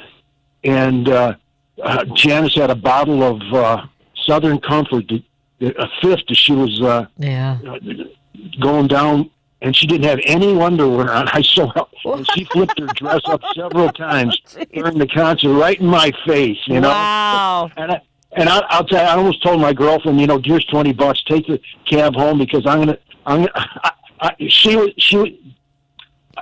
Janice was coming on, plain and simple, and I would have took her to Eddie's Ribs and took her home and. It would have been a different ending for your life, right? And probably hers too, but, and another great concert was Muddy Waters live on Maxwell Street. Okay, Sunday morning. You don't remember Maxwell Street. But I used to sell junk down there when I was 15 years old. And the blues guys would come, after their gigs, because they were still jacked up, and they'd plug into a garage and they'd perform, and they'd pass the hat. but it was Muddy Waters, several blues guys. Buddy Guy, he was started up there, but magic moments. One more. I can't win, but Stevie Wonder. He was opening up for the Rolling Stones. It had to be like 75 at the amphitheater just before it shut down. And Stevie Wonder and his band, they were just on fire. And the Rolling Stones tried to come out, and Stevie would not stop. He was just jamming, and his band had to pick him up and physically carry him off. And the Rolling Stones just could not get rolling, because their timing was off. And Stevie Wonder just put on a show that was out of this world. That's crazy. Wow. Those are great memories. See, that's the thing. That's why I'm so excited to give away this package, is it really those moments live with you forever, especially if you're in tune and take those mental pictures of what's happening, don't you think? Yep, that's for sure, Joe. Yep. Pat Imst. That's okay, Ron. Hey, I'm sitting in front. I will take that as an honor. I appreciate it, Ron. So, and you said you can't win because you're in Michigan? You don't want to come to Chicago? Yeah. No? All right. Where in Michigan? Whereabouts in Michigan are you? Berrien Springs. Al Capone used to have a farm out here. His gang would come out here on the weekends. Is there a place that Al Capone didn't have a spot? Everyone's got an Al Capone story. All right, stand by, Ron. Happy New Year, my friend. Thank you so much for the well wishes. Bill is online for a chance to win our package for the Displays Theater. What's your favorite live performance, Bill? How you doing, Patty? Happy New Year. Happy New Year. It's not just my favorite performance. It's one of my favorite moments, I think, in my life. 1974, the band and Bob Dylan played at the amphitheater. Capacity 9,000. There were probably 20,000 people in there. Wow. The band comes out, plays a set. Dylan comes out and plays a set. And then Dylan and the band play a set. Wow. And during the Dylan with the band backing him set, they do It's All Right Ma. Now, I don't know if you know this song, but the first or second verse, there's a line. Now, keep in mind, this is 1974, the height of Watergate. There's a line, sometimes even the President of the United States must have to stand naked. And the entire crowd stood up so fast, it created a vacuum. The impression with everybody jumping up that fast was that there was a moment when no one was in contact with the earth. It really felt like the entire amphitheater had lifted off the ground about 5 or 6 inches. It was one of the most powerful communal moments I've ever had in my life. That's remarkable. I love how much everyone's, I think everyone so far have been concerts. This is incredible. And I love how that has stayed with you. It really is impactful. Stand by, Bill. I got to take one more caller for our package from the Displays Theater. Olivia, how are you doing, Olivia? I'm doing just fine. Just fine. I have so many, I just really can't. Lock into one? But there is one that but the two runner-ups are Donna Summers in Grant Park, probably the year before she died. That was fabulous. And Cameo in Washington Park at the African Fest about maybe 8 years ago. That was fabulous too. But the outstanding one was in 1958. I was only 14 years old. I don't know how I got in the High Chaparral in the South Side, but I was in there with my sister, who was about 18, and we saw Smokey Robinson and the Miracles when they were just starting out. Oh, it was fabulous. They were all dressed in these beautiful blue suits with these little ruffled shirts. It was just fantastic. Fantastic. See, there are so many, though. How can you figure them out? I know. Well, that's the thing, is it brings that flood of memories back, and I love hearing that energy in your voice. Thank you so much, Olivia. All right, hold on. I have rolled the dice, and I'm showing it to our WCPT listeners online. It's number 3, which would be Bill. Bill, you have won the package to the Displays Theater, so hold on the line, all right, Bill? And Lady B will get your information, and we'll get that out to you. Thank you, Troy and Bill and Ron and Olivia. I hate doing these contests. I love doing it, and I hate it because I'm like, I don't want anyone to lose. Let's take a break here, and we'll be right back after this. We got more prizes coming up today and tomorrow. We've got stuff from the Thornton Distillery, Valeria Coffee. There's so many things. I'll get to them in just a little bit. More in a moment. We'll have Todd Belcore joining us shortly. Susan, it's so great to finally be able to get together again. Oh, it sure is. And I really appreciate you picking up the bill. I'm happy to. I've got the extra cash. Since we've all been driving so much more again, I've been using Get Upside, the free gas app that pays you cash back for every gallon of gas you buy. Wait a minute. Are you saying you actually get paid cash when you buy gas with the Get Upside app? Yes, up to 25 cents a gallon. Cash back every time I buy gas. Does that actually add up to anything? Some months I make $200 to $300. Wow, that's serious extra cash. I'm downloading the free Get Upside app now. Download the free Get Upside app now in the App Store or Google Play to save up to 25 cents a gallon when you buy gas. Use promo code FUN for a 25 cents a gallon bonus on your first tank. That's up to 50 cents a gallon on your next fill-up. You can cash out anytime to PayPal or an e-gift card for Amazon and other brands. Just download the free Get Upside app and use promo code FUN for a 25 cents a gallon bonus on your first tank. That's code FUN. You're listening to WCPT 820. Here's the latest Chicago traffic update. Traveling southbound on DuSable Lakeshore Drive, it's hefty from North Avenue down to Chicago Avenue. Northbound slammed from the Stevenson up to Monroe. West 8094. The exit ramp to northbound Grant Street is closed. Southbound Grant is open because in Gary, northbound Grant Street, that's shut down from 8094 to 25th Avenue with an injury crash. Kennedy outbound heavy on the west leg from Montrose to Sayre. 9 to the Split, 7 in the Express, 29 to the airport. Back inbound from O'Hare at 39, 23 of that in from the junction. Ike outbound to 390 and 32. Inbound a spin-out crash in the ditch on the extension of Route 83. 390 back in at 38. The Ryan inbound crawls from 35th to the Burn, 95th on in, 28. That's traffic. I'm Mary DeBadges. Joan Esposito, live, local, and progressive on WCPT Willow Springs is powered by ComEd. Lower your energy bills and reduce your carbon footprint with the ComEd Energy Efficiency Program.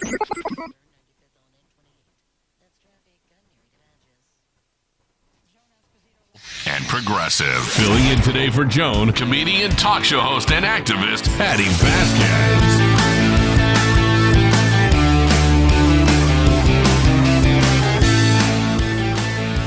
Don't forget, you can join our conversation anytime by calling or texting. The number is 773-763-9278. That's 773-763-9278. And I want to make sure I knew there was a text I wanted to get to when we had Steve Anderson on the line with us. Larry, I'm so sorry I didn't get a chance to get to that one. That you wanted to say how exciting that the NIU Huskies football team is back.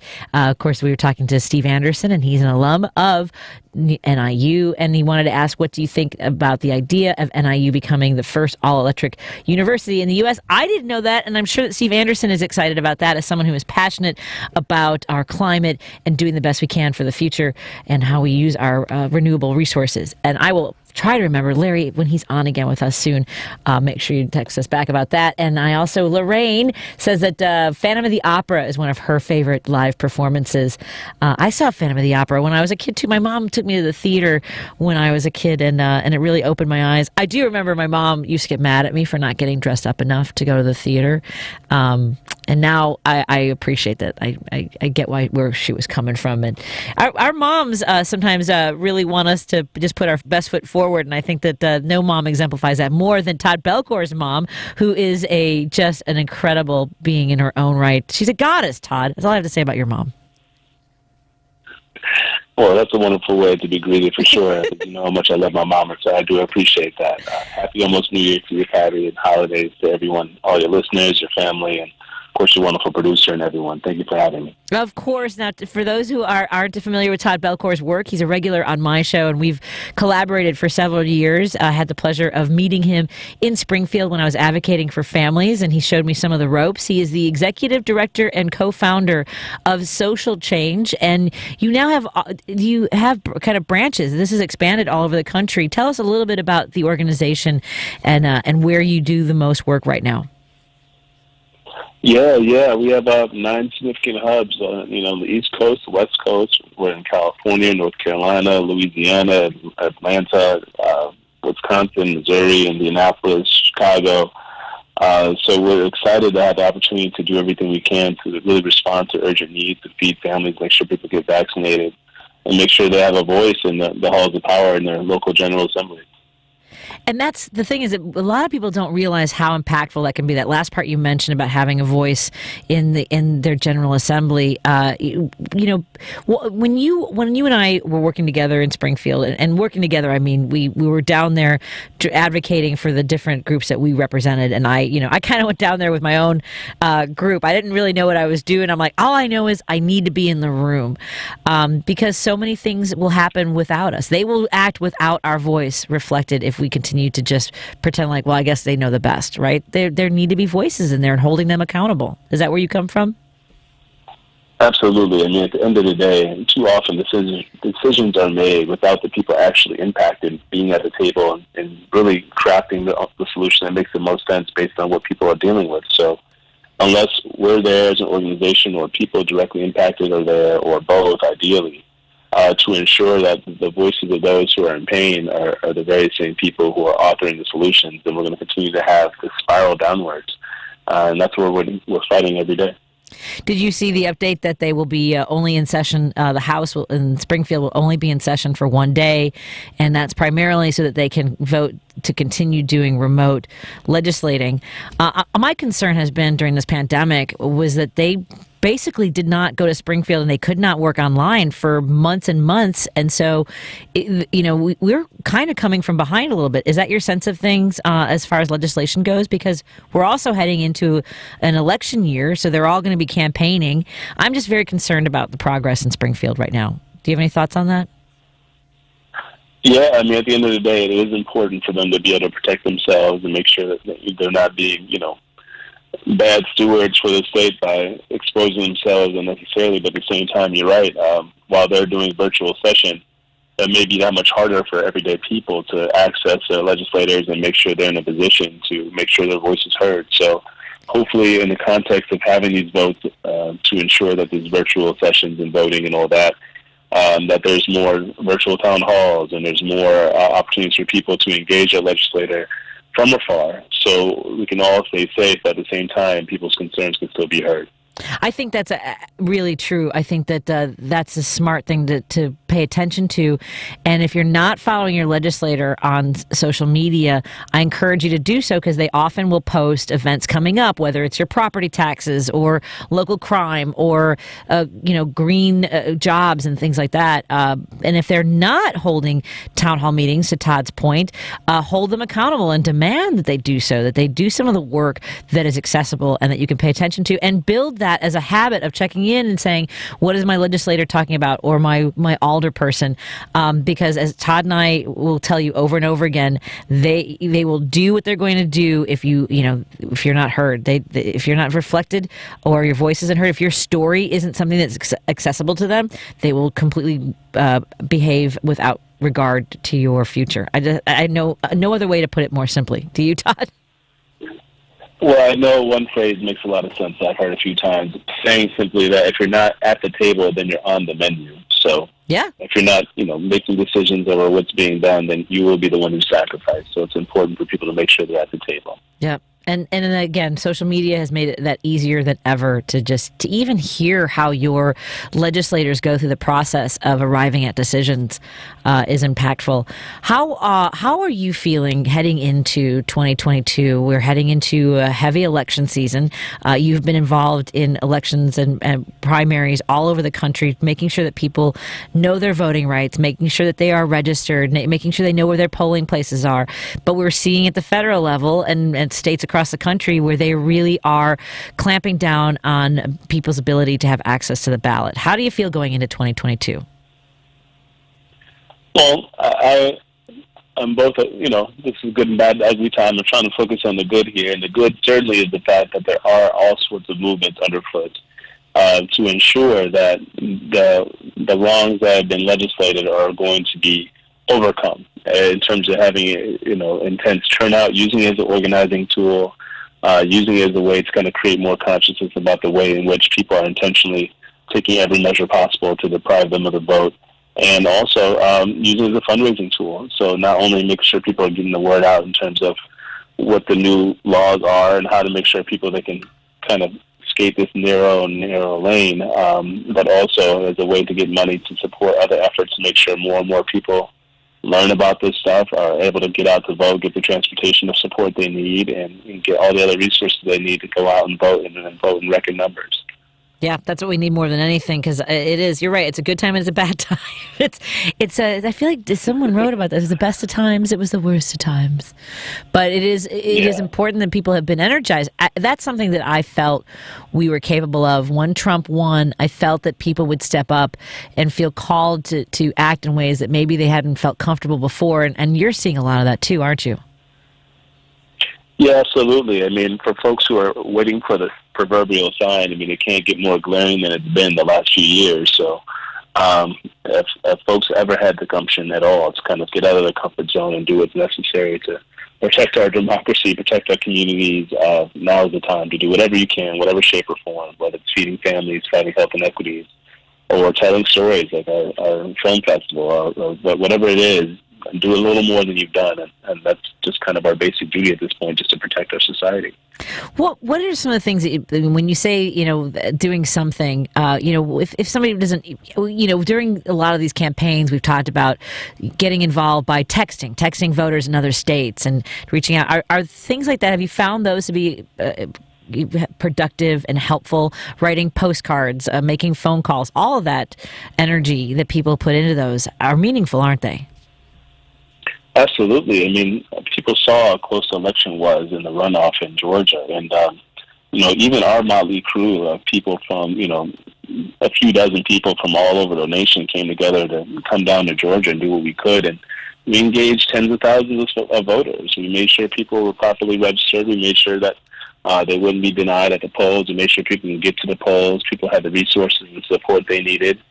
And it takes that little grassroots neighbor-to-neighbor movement to actually overcome a lot of the misinformation and to overcome just the straight-up stagnation complacency. People are just frustrated and tired and thinking their vote doesn't matter. And it takes that personal touch for people to really overcome that sentiment. So everything matters, whether it be the postcards, whether it be the door knocking, whether it be the texting. So people think they can't do anything from their home. That's not true. There's plenty to do, and there's plenty that we need them to do. Democracy is really going to have a chance to tell the tale and see how the story ends. And there's so many different ways in which people can just get started, and I think that energy has momentum. Once you get started, it's kind of addictive too. Once you realize, oh, this has impact, it's just that matter of taking the first step. How can folks get involved with the work that you do? Well, definitely check us out at socialchange.site, that's SITE, socialchange.site, or Instagram, Twitter, Shy Social Change, CHI Social Change, Indiana Social Change, IAM Social Change, Baton Rouge Social Change, Atlanta Social Change. We're here. And we ask people to do whatever it is that they like doing already, and just tapping into their fortes and whatever excites them, and doing that with more of a kind of community focus. If you like doing, videography and photography, great. Do that in the context of these events and help people really appreciate the joy and energy of service. And if you like being out and about and giving things, putting things directly into people's hands, we have those opportunities as well. If you want to help draft legislation or talk to legislators, we've got opportunities to do all those things. We just need more soldiers in the field, because there's so many fronts that we're fighting on. At the end of the day, you need to have a large swath of folks who can step up when other people need rest and things like that. And right now, that's what we're dealing with. There's a lot of times I'm actively forcing people to kind of rest and go home and take vacations and all those things, because I don't want people to burn out. And I know how difficult and how taxing all this is. And I know how much we're dealing with because of the pandemic and otherwise, that we may not even take the time to really assess. And so we need more folks to make sure that people can get the breaks they need, even if they don't know they need them, to make sure this movement keeps moving forward. I encourage folks to go to socialchange.site to learn more about social change and all the work they've done. Todd, can you hang out for another segment? I want to talk a little bit, too, about on your page, there's some of the change that you have had an impact on, whether it's policy advocacy, police reforms, and as you mentioned, the storytelling aspect of the film festival. So I want to come back and talk a little bit about all those things and direct action. Can you hang on for another segment? Yeah, for sure. I'd be honored. Thank you so much. Excellent. We are talking to Todd Belcore, the executive director and co-founder of Social Change.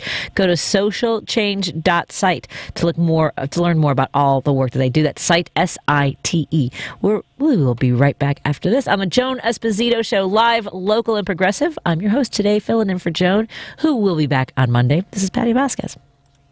Tonight on Democracy Now! In a special broadcast, an hour with Noam Chomsky, the world-renowned political dissident, linguist, and author. We talk about the pandemic, the rise of proto-fascism in the United States, the climate emergency, and why he's concerned about Biden's provocative actions towards China. All those stories and more tonight at 11 on WCPT 820. Susan, I'm sorry I'm late. Traffic is terrible. It sure is. But on top of that, gas prices have been skyrocketing. I can't believe how expensive gas has gotten recently. Prices at the pump are up, but I never pay full price for gas anymore. I just use the free Get Upside gas app that pays you cash back for every gallon of gas you buy. Wait a minute. Are you saying you actually get paid cash when you buy gas with the Get Upside app? Yes, up to 25 cents a gallon cash back every time I buy gas. And does that actually add up to anything? Some months I make $200 to $300. Wow, that's serious extra cash. I'm downloading the free Get Upside app now. Download the free Get Upside app now in the App Store or Google Play to save up to 25 cents a gallon when you buy gas. Use promo code TOUR for a 25 cents a gallon bonus on your first tank. That's up to 50 cents a gallon on your first fill-up. You can cash out anytime to your bank account, PayPal, or an e-gift card for Amazon and other brands. Just download the free Get Upside app and use promo code TOUR for up to 50 cents a gallon cash back on your first tank. That's code TOUR. Who doesn't love pets? This is Joan Esposito, and here at WCPT, we really, really love pets. So much so that we're spotlighting an adoptable, adorable dog or cat every month. Our friends from local rescue agencies will be featuring a furry celebrity on the WCPT820.com homepage. And we'll talk live with them and Dr. Craig from Mark Drugs about why rescue is best. It's all part of Live, Local, and Progressive with Joan Esposito. Log on to WCPT820.com to learn more. You're listening to WCPT 820 because facts matter. Joan Esposito. Live, local, and progressive. Filling in today for Joan, comedian, talk show host, and activist, Patti Vasquez.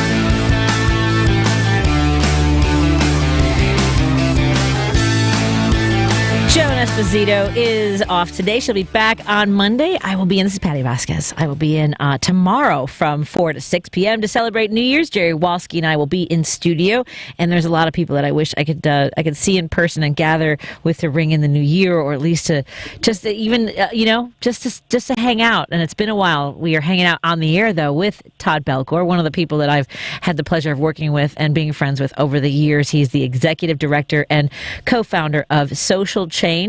And Todd, during the pandemic, you really, people use the word pivoted, but you were nimble when it comes to the work that you were doing and the challenges that you saw for people in the community, and collaborated with people who could provide food and PPE, masks and hand sanitizer. There was a monumental effort for people across, not just in Chicago, but organizations that you work with across the country. Tell us a little bit about all that hard work that you guys did. Yeah, at the end of the day, people are experiencing innumerable and unspeakable suffering. So anything we can do to try to respond to those urgent and really crisis-level needs, whether it be food on the table or access to vaccines, access to testing, access to PPE, masks, we have to do everything we can to respond to that. And that's what we've done. We've had over 71 events in over 10 states. Across the nation, making sure people are getting the food that they need, fresh, healthy food, things that we know will promote their health in the short and long term. Getting masks that are sorely needed, hand sanitizer, putting vaccines in arms, and making sure people have access to testing. And we had a chance to help over 20,000 families as a result, and that's really a testament to the strength and the coordination of our team that organized on the ground in each of these states, and all the different things that they do. Michelle, Rob, Mario, Madi, Demetrius, those folks who have been really stepping up and going above and beyond. And I really want to say that a huge thank you to them. Because of that, a lot fewer people are worried about giving COVID to their loved ones. A lot fewer people are missing these really critical times, and they're able to spend time with their loved ones for Christmas and have New Year's with them. But at the same time, there's still so much more to do. So that's why we don't just do the short-term work; we also do the legislative stuff, and we find a lot of gains there as well that we're excited about. And that's a lot of, if folks take a look and want to see more about the policy advocacy and all the other work that social change does, you can see now this is over 30 laws that you have worked on over the years, including Illinois, Missouri, and you've been in California and DC. This is something that people are using when it comes to whether it's police reform, social justice reform, on both sides of the aisle. On the right side, to attack and say that progressives have made our cities more dangerous by giving people, basically saying that by giving people more rights is part of that. I mean, but you and I both come from an angle of we want to do the best for humanity, but also understand that people in law enforcement, our first responders, do a job that most of us can't or won't do. And somehow we've come to a point where, and maybe this has been true longer than I really fully grasp, but how is it that Democrats and progressives are not allowed to have a conversation about the way in which we are all policed? I mean, it just seems as though we should be able to have those conversations, right? Yeah, at the end of the day, it's become kind of a political pariah, a third rail almost, just to talk about bipartisanship and to talk about coming together and solving problems. I mean, it's almost like being associated with the other party, being seen with the other party is grounds for a primary opponent and for a whole stream and several threads of social media commentary. So the polarization is really so toxic to the point where it's hard to have any productive conversations for a legislator. And that's why it's even more important for organizations and people to step up and fill the gaps and to not just combat the negative vibes on social media and say, how important it is for people to work together it's in terms of for the sake of our democracy and everyday people, but also to give our politicians, our elected officials, some cover so they know they can do the right thing without thinking it's going to cost them their jobs. And certainly the right thing is what you've already mentioned. It's making sure people can come together and figure out what we can do to improve police and community relations. Certainly, no matter what side of the aisle you're on, you're very clear in knowing that we could do better than what we've done now and what we've been doing. And that's why we've been happy to have the progress and the conversations we've had with legislators to have 8 pieces of legislation that were put into the omnibus bill that do something meaningful in terms of improving police community relations, ensuring there is a duty to intervene, ensuring there is an alternate way to mete out disputes and have an alternative to the use of deadly force, respecting detainees' rights, and making sure police are held accountable if they lie on police reports, if they fail to take a duty of care for their body cams and the things that we know are necessary, but also providing police with whistleblower protection if they do take the steps to affirmatively make sure that they are observing that oath and upholding that oath and holding some of their fellow officers accountable, that they are protected properly, their families are protected properly, and they don't have to worry about reprisal and retaliation, which is also really real as well. That's the part of it is I strive to do as much work as possible to make sure that those who are in law enforcement, again, our police officers who do a job that most of us can't or won't do, are safe as well. And part of that is the work that you do, which is elevating those who are at their wits' end when it comes to survival, right? I mean, the part of what causes so much distress and that sort of reaction, whether it's with violence or with illegal behavior, a lot of that comes from being in a space where you're not safe, where those who give you cover or being a part of something else, or that seems like a chance, that seems like the only choice to make. We want to do something to support people, whether it's through education, housing, food, all those things, right? That's when we talk about where our resources are allocated, and that's the goal is so that everyone can reach their potential and supersede those instances where violence and crime are growing, and to not be able to have those conversations and be like, well, what do we do right now? Well, right now it is not to give people free reign over how revenge. I mean, that's what law enforcement sometimes feels like, or the justice systems feel like. People just want revenge and control, and it can't be all that either, right? Absolutely right. And I think at the end of the day, people get lost in just kind of one part of the picture without looking at the full landscape and all the different pieces of the puzzle that are necessary to come together to really improve police safety and community safety. Right. Look, I don't know if you've seen any of the news stories about the Northwest Side and how we are understaffed, that we don't have enough patrol cars out there. I agree that I think there needs to be more of a presence, because it isn't the whole idea of we want to abolish the police is such a falsehood. How does that sort of notion take hold? It's just perpetuating lies over and over again. Does that get frustrating for you, Todd? Well, I think at the end of the day, when people say things like abolish the police and defund the police, it's just speaking out against an institution that hasn't really served them very well. So I think I know it can be certainly offensive to folks who are in law enforcement to feel like people think you're obsolete. But the fact that people think you're obsolete should be something that really should require some time to consider. I mean, I know a lot of police officers will say that they're sitting down right now, they're laying down right now. But not all of them are, but plenty will admit that. And when calls come in, they don't come in hot the same way because they don't feel like they're protected and respected. So it becomes this kind of cycle. So that's why I recommend the very people who protest in this way should be the very people who also consider joining the police and recognizing how important it is to have the people who uphold the values that you feel need to be upheld and see firsthand how difficult it is to do a lot of things that police do. Because when you see things from the perspective of people who are out there in the front lines, you always have a different appreciation. And I think right now, people aren't even willing to understand and see the other perspective, so it's easy to just kind of throw grenades on your side of the line rather than to do that difficult step of kind of trying on the other shoe and seeing how it feels. So certainly I think there are a lot of frustrated folks on all sides, but I think until people are willing to cross over and actually work and be and kind of immerse themselves in the struggle of others, it's not going to get any better anytime soon. That's why we always advocate for people to become recruits for the police, for community, and for the police to come to our events and serve alongside community members. And so far, that's been working.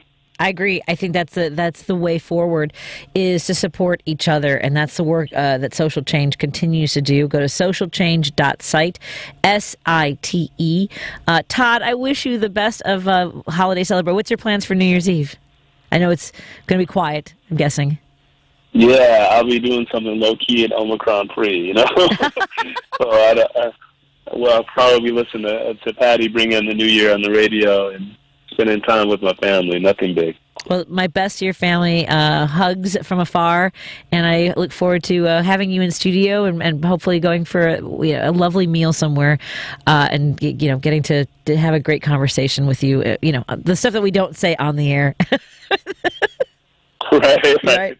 I look forward to it. Thank you so much, Patti. Of course. Thank you so much, Todd. Be well. And everyone follow also Social Change on social media, Social Change Chai. You can get all the social media handles on their website, social media site. The social media... I'm fine, Todd. I'm totally awake. Socialchange.site. SITE. Be well, my friend. Take care. All right, you too now. Appreciate you all. God bless you. Thank you. God bless you. More after this on the Joan Esposito Show. We're live, local, and progressive. I'm Patti Vasquez sitting in for Joan. She'll be back on Monday. Hello, friends. This is Jason Bissell from Chicago Community Acupuncture at Milwaukee, Devon, and Nagel in Chicago. Well, the holidays are upon us, and there are a million things to do, but don't forget to take time for yourself. Acupuncture relieves stress, pain, and treats all sorts of disorders safely and without side effects.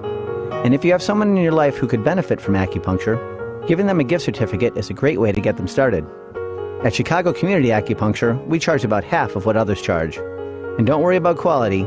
We have the highest levels of training and over 25 years experience. Top quality acupuncture at an affordable price. Acupuncture has helped billions of people. It can help you too. Call us at 773-853-0920, 773-853-0920, or go to chicomacu.com, CHICOMACU.com. And happy holidays from your partners in health at Chicago Community Acupuncture. Susan, I'm sorry I'm late. Traffic is terrible. It sure is. But on top of that, gas prices have been skyrocketing. I can't believe how expensive gas has gotten recently. Prices at the pump are up, but I never pay full price for gas anymore. I just use the free Get Upside gas app that pays you cash back for every gallon of gas you buy. Wait a minute. Are you saying you actually get paid cash when you buy gas with the Get Upside app? Yes, up to 25 cents a gallon cash back every time I buy gas. And does that actually add up to anything? Some months I make $200 to $300. $50. Wow, that's serious extra cash. I'm downloading the free Get Upside app now. Download the free Get Upside app now in the App Store or Google Play to save up to 25 cents a gallon when you buy gas. Use promo code RACE for a 25 cents a gallon bonus on your first tank. That's up to 50 cents a gallon on your first fill-up. You can cash out anytime to your bank account, PayPal, or an e-gift card for Amazon and other brands. Just download the free Get Upside app and use promo code RACE for up to 50 cents a gallon cash back on your first tank. That's code RACE.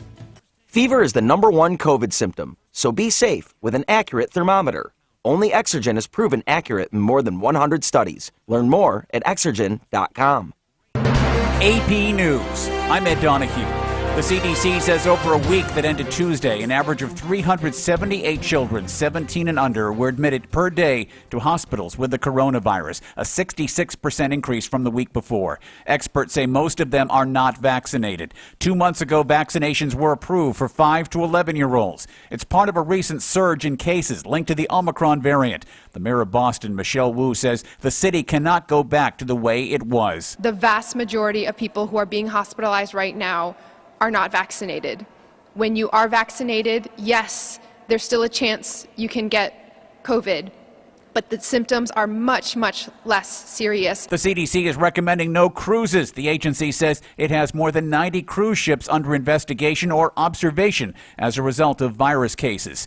Attorney Gloria Allred says a New York jury's conviction of Ghislaine Maxwell for sex trafficking. This legal reckoning is long overdue. Allred represents 20 victims of Jeffrey Epstein, some of whom say they were also victims of Maxwell. And this is not the end. This is the beginning of the long road to justice. And I'm very happy to be alive to see this day. Maxwell was found guilty of luring teenage girls to be sexually abused by Epstein. 2 towns in northern Colorado are being told to evacuate because of a wildfire. Louisville has a population of 21,000, Superior 13,000. Several fires started in the area, at least some sparked by downed power lines as winds gusted up to 105 miles per hour.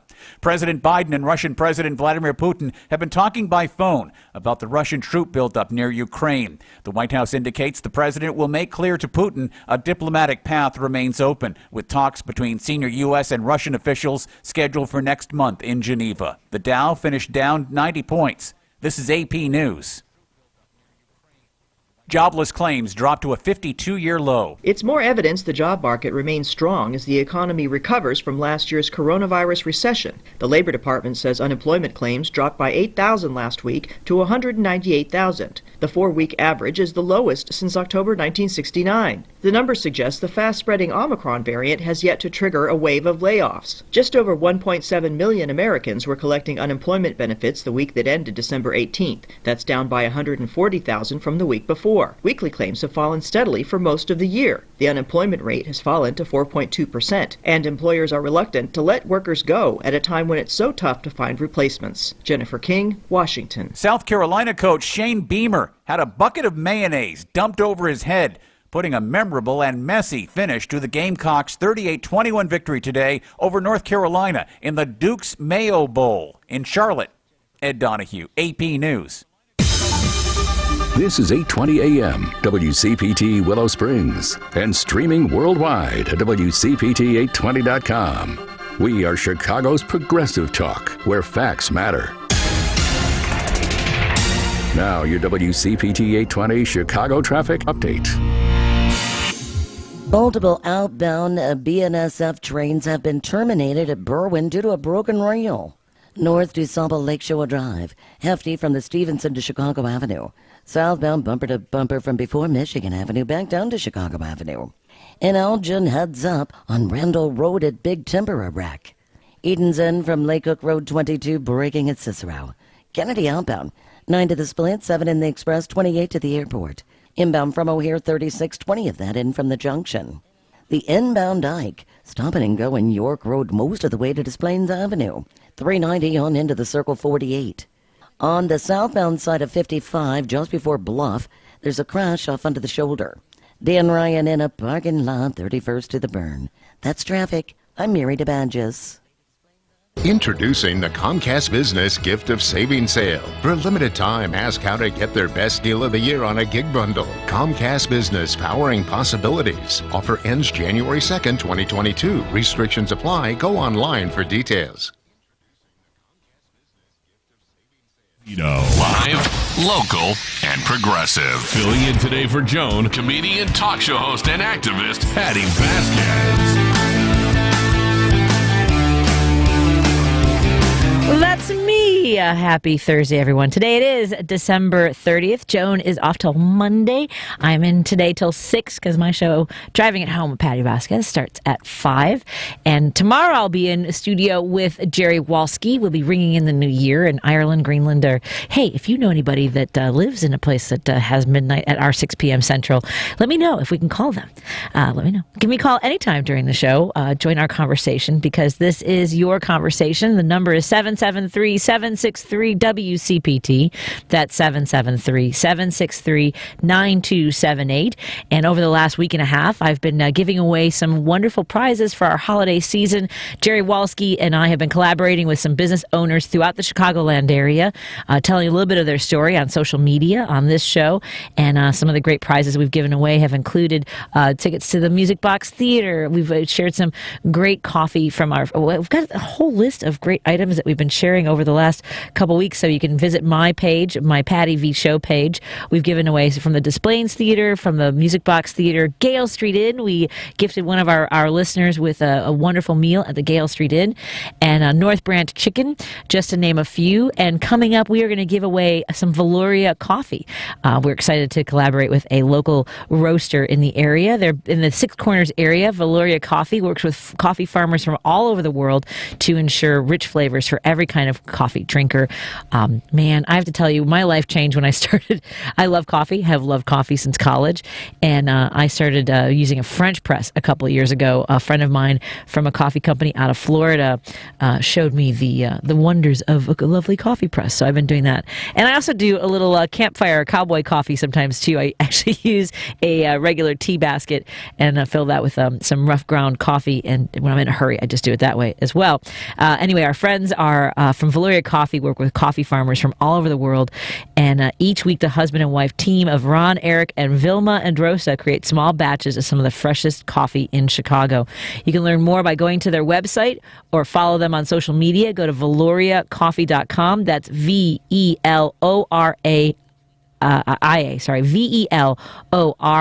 coffee.com. They've got a Facebook page and their Instagram page, and we'll be giving away some of their Revive coffee and Solstice blends today in about, you know what, give me a call and let me know how you like just tell me how you like your coffee. When do you need your coffee? Are you like once in a while you like it? And if you hate coffee, tell me why. If you have someone you want to gift with some coffee, I'm not going to keep this to a coffee lovers only conversation, but that's just one of the prizes that we'll be giving away today and tomorrow. We've got Thornton Distillery, an incredible destination in Thornton, Illinois. It's a distillery that goes all the way back to the 1850s, and even before that is predated by basically a cabin saloon that was there in the 1830s.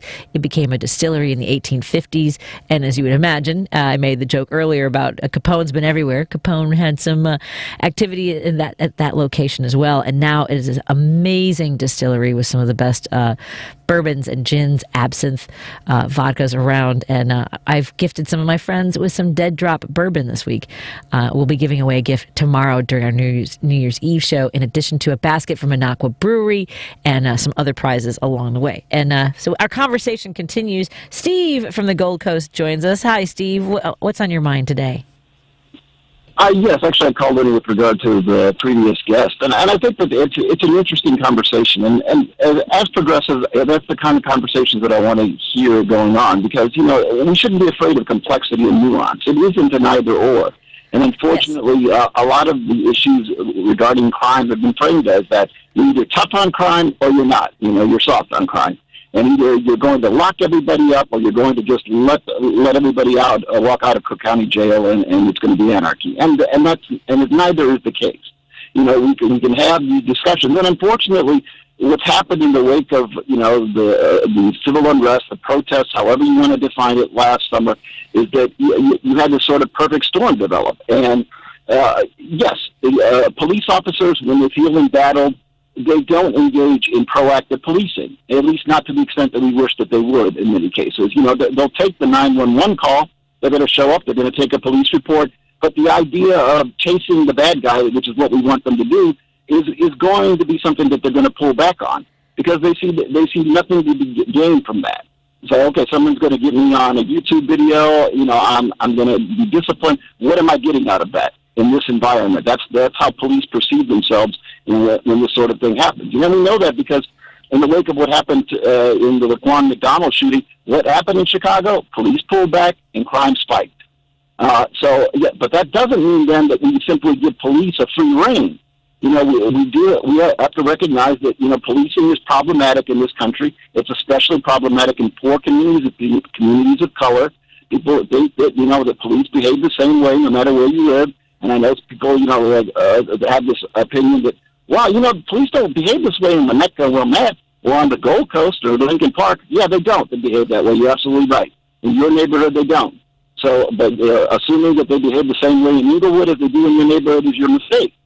So again, I don't have the answers, but we need to start talking about what kind of compromises there are. And I'm not one of these progressives who thinks that, you know, that basically that by funding everything that we want in terms of providing better housing, health care, education, all of these things, we eradicate crime. We have a lot of societies in Western Europe that are much more liberal than we are, and do a much better job than we would ever anticipate doing in the near future in that regard, and they still have crime. There are a percentage of bad people out there who are bad people, who quite frankly need to be locked up, removed from society.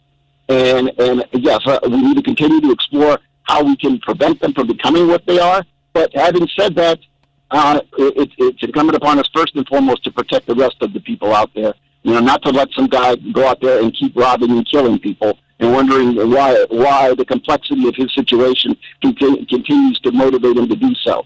I'm sorry, but, you know, at some point I just want him locked up. We can figure out why he works the way he does down the road, but for now, I need to protect the people who are good people in society. But we can do something about keeping that 5-year-old and that 10-year-old from becoming that person in 10 years. And we do need to do something about that. And we know that investing in the human capital does that kind of thing, prevents crime from happening. But again, I don't buy into this notion of social blackmail. If I don't get what I want from society, I reserve the right to stick a gun in somebody's face, your grandmother, your sister, your brother, or whatnot, and take the car that they have. Absolutely. No, I agree. It's not about justifying, right, or even the context or explaining away anything like that. It is, I agree, it's the goal of making that not, you know, diverting people away from making those choices and conflict resolution. I've talked about this before. You know, that's not necessarily something we learn as children, is the idea that if someone, you know, someone takes something from you, you feel disrespected, or you get into an argument, that the ultimate solution is to hit them or to do, you know, to retaliate or to have revenge. It's you know, taking a breath. But we don't teach kids to just sort of like take a moment, because oftentimes when we get mad about something or want to lash out, it's because we're telling ourselves a story that isn't actually happening. And this goes back even to talking about when you mentioned, you know, progressives, if we are protesting the abuses against black people, somehow we are only anti-police, and we're not. We can't be both. And I believe that I am both. I support law enforcement. I also believe that I need to speak up when I see injustice. And I don't know why we can't have these conversations. Yeah.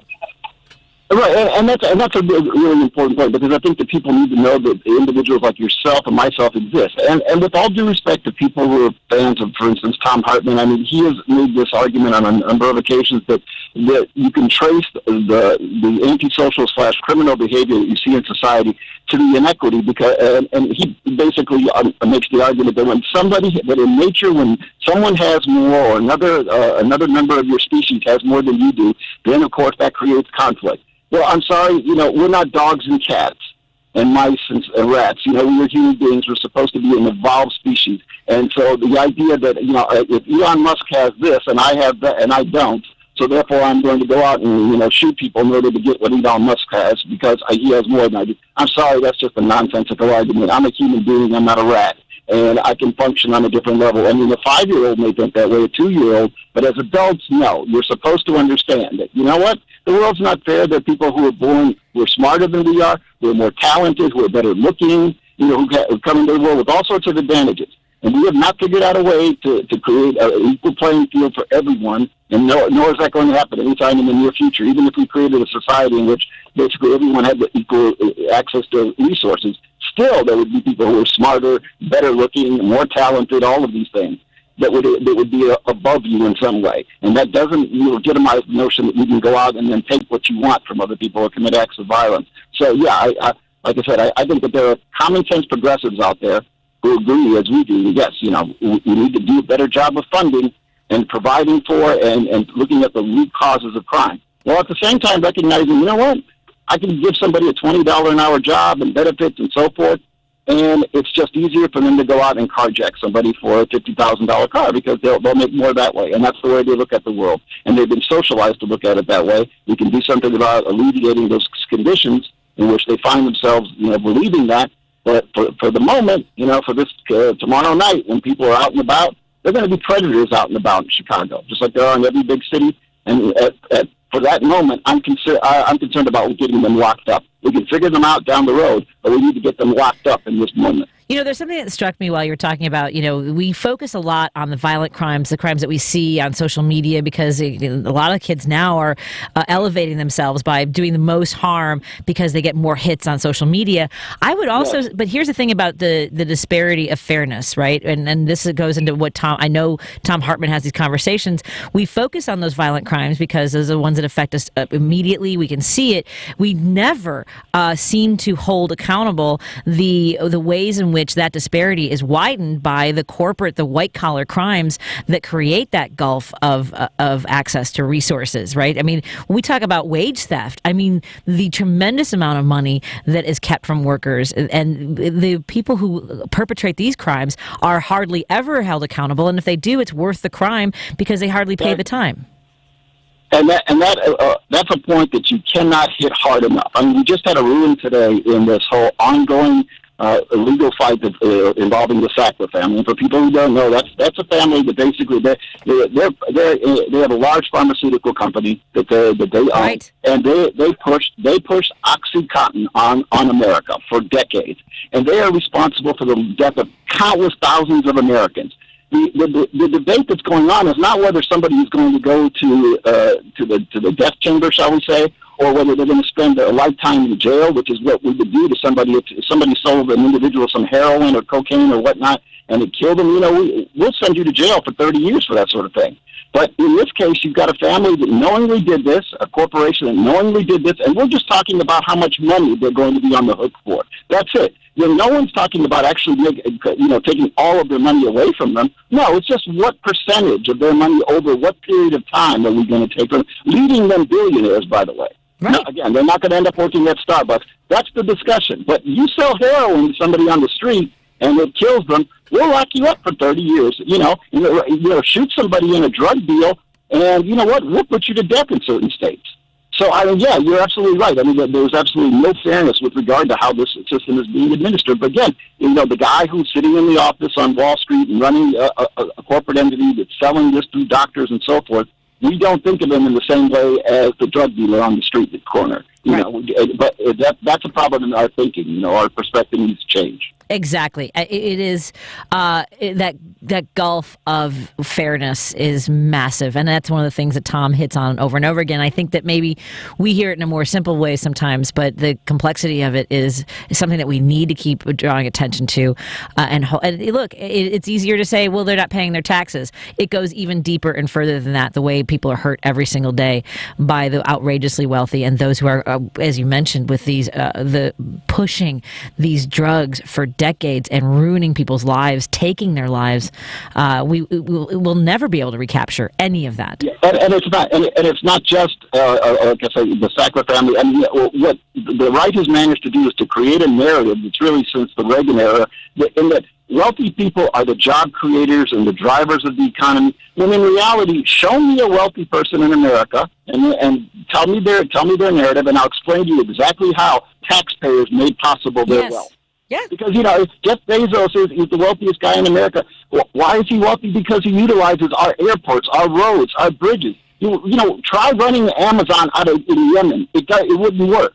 The only reason it works here is because generations of Americans funded the infrastructure that made it possible for him to become the wealthiest man on the planet. So, all we're asking is that, you know what? When you become that wealthy, you owe more to society than some guy who's pushing a broom. Exactly. Because you benefited more from what society has to offer. But the narrative, that's not the narrative that Americans believe. Wow, self-made guy, came out of nothing, and, he's built all of these billions. He's built down the road your grandparents paid for God's sakes. Yep.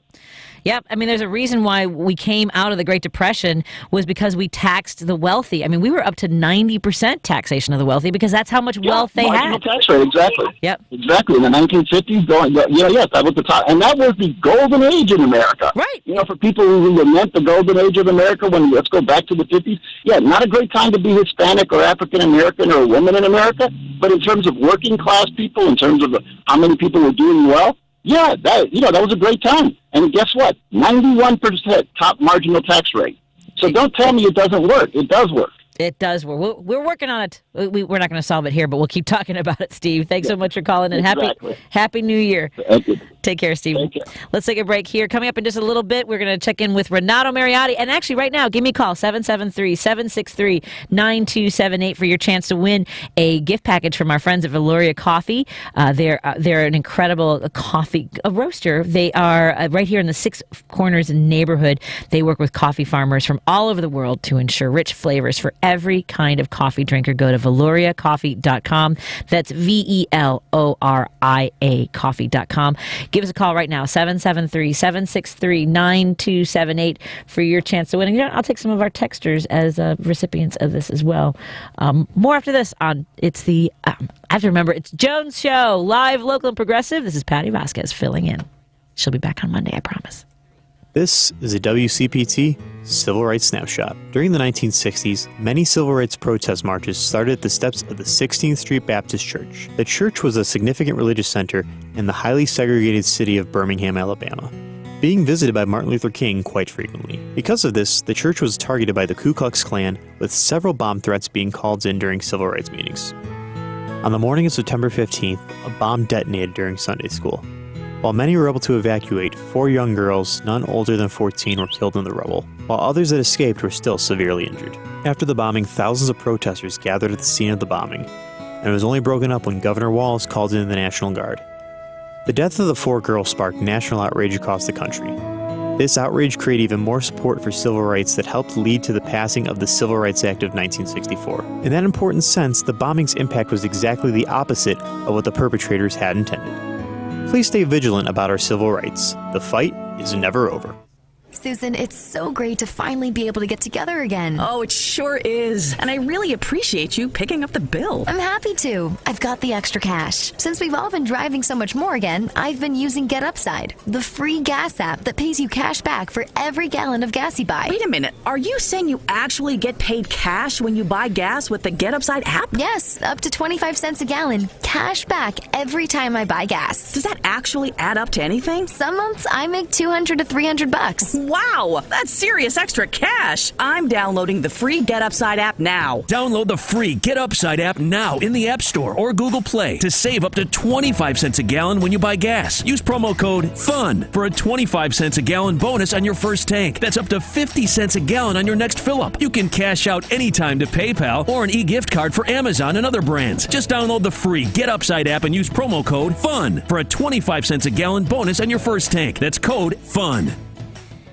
Since you're listening to WCPT 820 right now, we know that you're someone with a social conscience who cares about our environment, our government, and our society. We're looking for the right person to tell our story to local businesses in the Chicago area. This is a part-time, salary plus commission sales position. WCPT 820 is proud to be an EEOC employer. Email your resume to jobs@WCPT820.com. That's JOBS@WCPT820.com. Hey, Ray Mariotti here. I don't know about you, but my car could use a few upgrades. I mean, the 8-inch tear in the driver's seat does have sentimental value since my butt has molded to fit it, but I'm ready to move on. My solution? eBay Motors. They've got all the right parts at the right prices. 122 million of them, from seat covers to whole new seats. When I get that new seat, I think I'll put the old one in the living room, right next to the minivan seats, or as we call it, the sectional. eBay Motors. Let's ride. Chicago's Progressive Talk, WCPT 820, where facts matter. Joan Esposito, live, local, and progressive. Filling in today for Joan, comedian, talk show host, and activist, Patti Vasquez. We are live in the WCPT 820 studios, and it's been wonderful sitting in Joan's chair today, taking over the microphone for a little bit. Coming up in just a little bit after 4:30, we are going to talk to former federal prosecutor Renato Mariotti. And if that name sounds familiar, it's because you've probably seen him on MSNBC and CNN.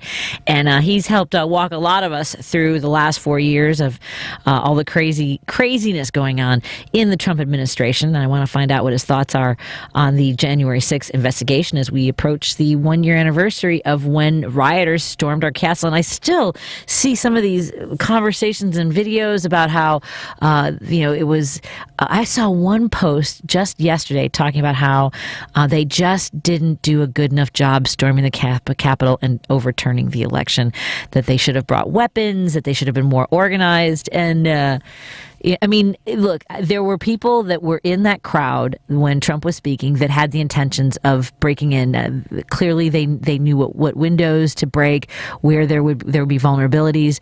There's a footage of a tunnel where there was this huge crowd of people trying to push into the Capitol, and the police with some of their riot gear. By the way, they were not equipped or prepared for the volume of people that were going to be attacking the Capitol. There seemed to be, and we all know that in the hours as the attack unfolded, the resources and backup was not sent to the Capitol. So the fact that there are people out there who are like, it just wasn't organized enough, and wishing, I see people posting about how they wish that they had more weapons on them, and that they wish they'd done more and gone farther. So we'll talk to former federal prosecutor Renato Mariotti about that. Again, you've seen him on CNN and MSNBC, and I'm curious to see what his thoughts are going into 2022, because he knows how I feel. I want justice. So many of us do. And we're going to talk about what that might look like, or maybe it's never going to be enough for a lot of us. So let's take a break here and find out more about our traffic and some messages from the station. You're listening to Joan Esposito Show. I'm Patti Vasquez, sitting in, and I'll be here till 6 today. And don't forget, give us a call or text us for your chance to win a gift from Valoria Coffee. 773-763-9278.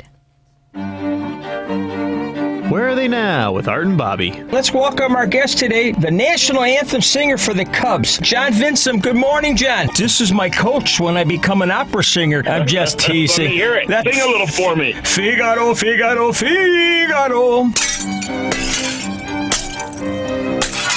There goes all the breaking of the glasses. Tune in to Where Are They Now, Saturdays at 10 a.m. on WCPT 820 a.m. Hey, listen. 'Tis the season for savings at Huck Volkswagen of Joliet during the Volkswagen Sign Then Drive event. Choose from a huge selection of new Volkswagen models like Jetta, Tiguan, Taos, Atlas, and Atlas Cross Sport, and pay nothing out of pocket. Just sign, then drive. Or take advantage of 0% financing for 72 months on new Volkswagen models. 'Tis the season, and no one in the Chicagoland area sells more new Volkswagen models than Hawk Volkswagen of Joliet. Combine that with outstanding customer service, and it's easy to see why we have been the #1 volume Volkswagen dealership in Illinois for the last 5 years in a row. Hawk Volkswagen on Jefferson Street in Joliet. Online at hawkvw.com. Available on select new Volkswagen models with approved credit plus tax, title, license, doc fee, plus finance through Volkswagen Credit. See dealer for details. #1 claim based on 2016 through 2020 retail sales. Expires 1/3/22.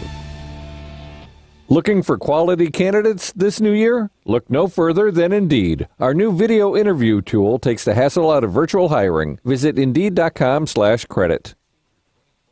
I'm Peter Schacknow, CNBC. After a mostly higher day, the stock market limped to the finish with all the averages closing lower. The Dow lost 91 points to close at 36,398. The S&P 500 slid 14 points, or 0.3%, and the NASDAQ dropped by 25 points, or a little less than 0.2%.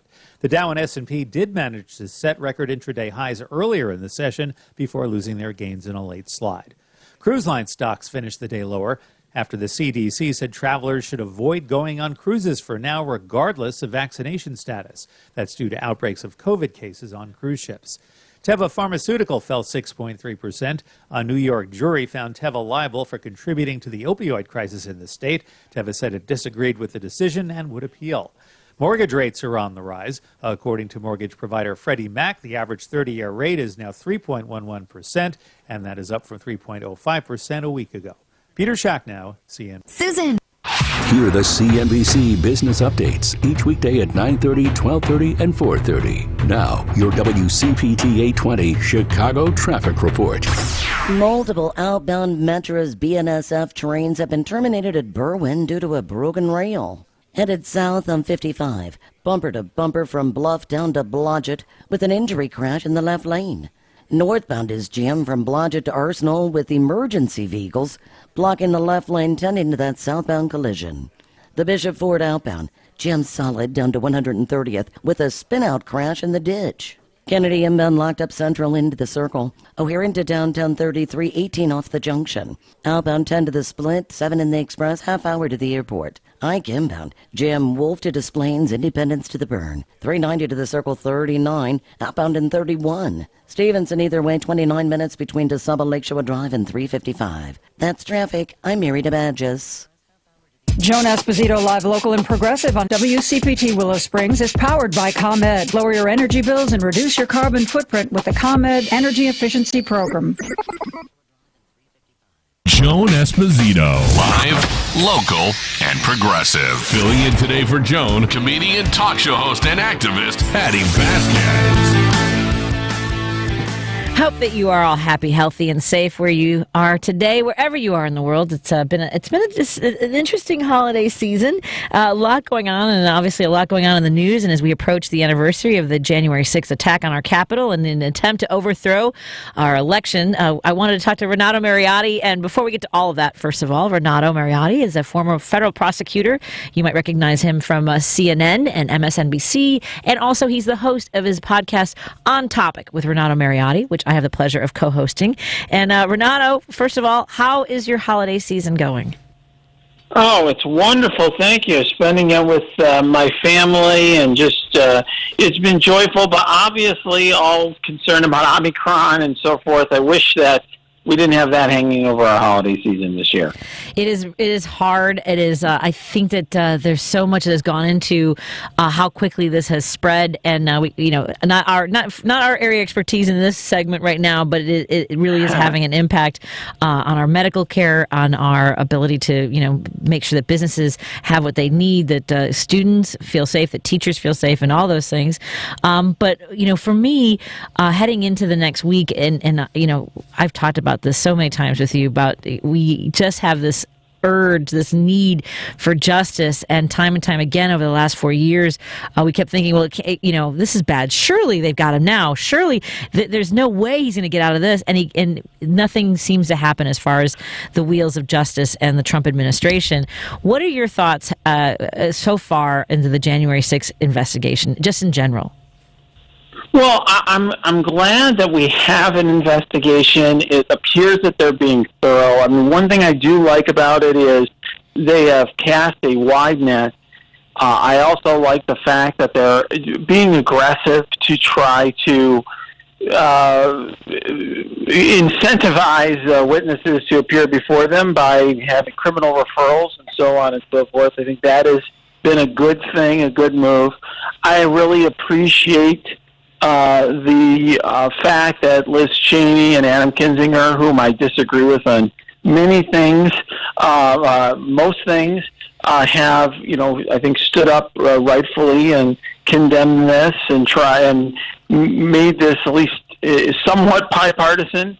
But, I have to say there's a broader sense in my mind of a disappointment regarding this, because really this shouldn't have been a bipartisan effort at all. It should have been nonpartisan, and it should have been a commission that everyone agreed was necessary to get to the bottom of an attack on our country.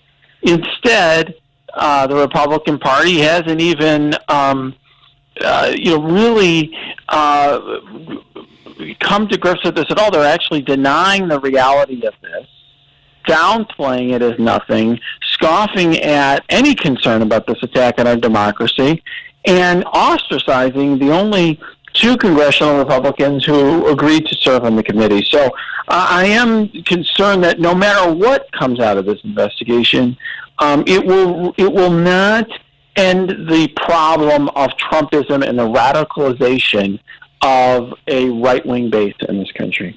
I think that's an important thing to lock into, because that's, when we talk about whether people think revenge or, holding people, but for me it's holding people accountable is so integral to who we are. I mean, that's basically the whole idea of our Constitution, of the Bill of Rights, is to say, look, these are the standards by which we believe this democracy should function, right? These are our ideals. And if you're just going to walk all over, I mean, like, what's the point, Renato? I'm sorry, I just got really angry.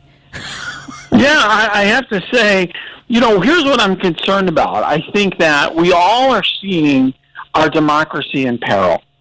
And I think one thing a lot of us have hope and are feeling hopeful to the extent that there is an investigation. And I do think, regardless of what the Republicans do, there's an importance for the history of this country. And frankly, I just do think that the truth matters, to get the facts out there, to find out what happened.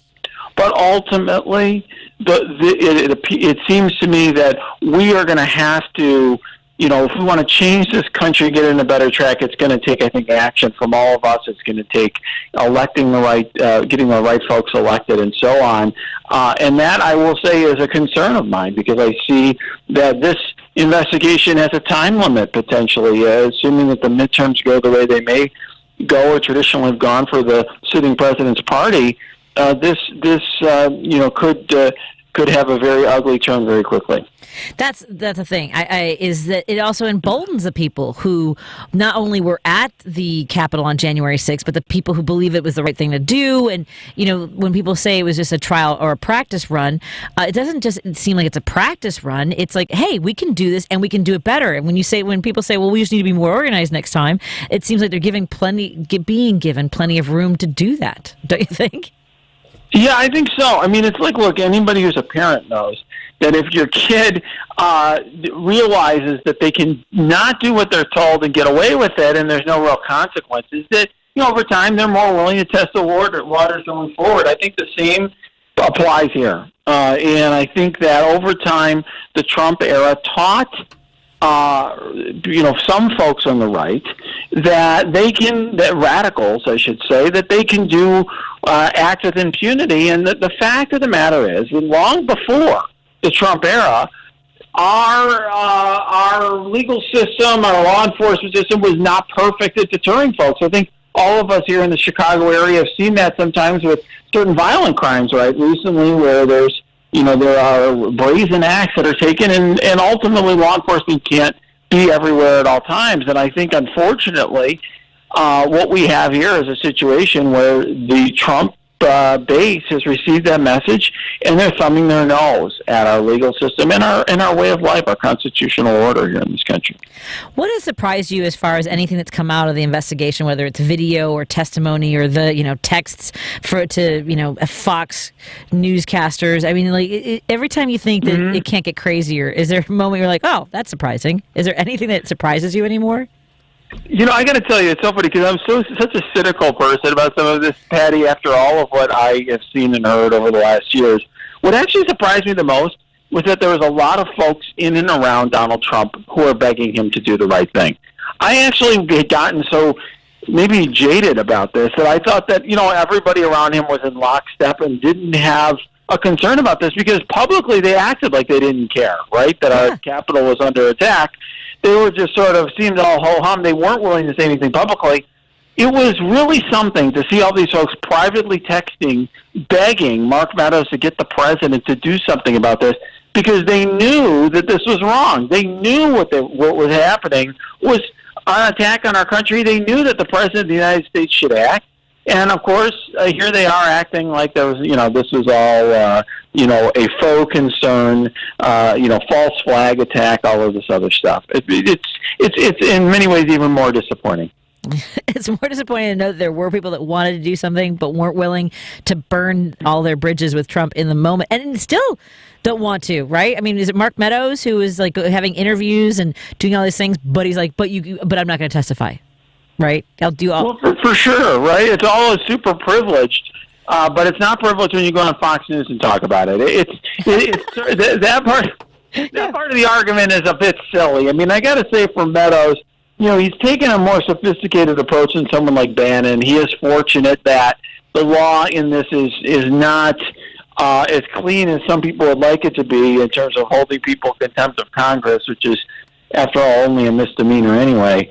I will say that Meadows is walking a pretty fine line here because he has, as you point out, he loves to talk about all these subjects, but he won't answer questions under oath. And, he has produced some documents to the committee, but he's basically thumbing his nose now. He's back to thumbing his nose at the committee. I suspect that at some point in time, Mark Meadows is going to sit down for some questions, but it's going to take time, and he's going to make the court system put him through, put the court system through its paces. And, it's just the whole thing is unfortunate because it shouldn't be that way. It should be that the president's chief of staff, a former member of Congress, should recognize that an attack on our Capitol is a serious matter, that getting down to the bottom of that is something that it should be a nonpartisan issue that we should all be able to come together regarding as Americans. And, it's a sad thing for this country that we're not at that spot.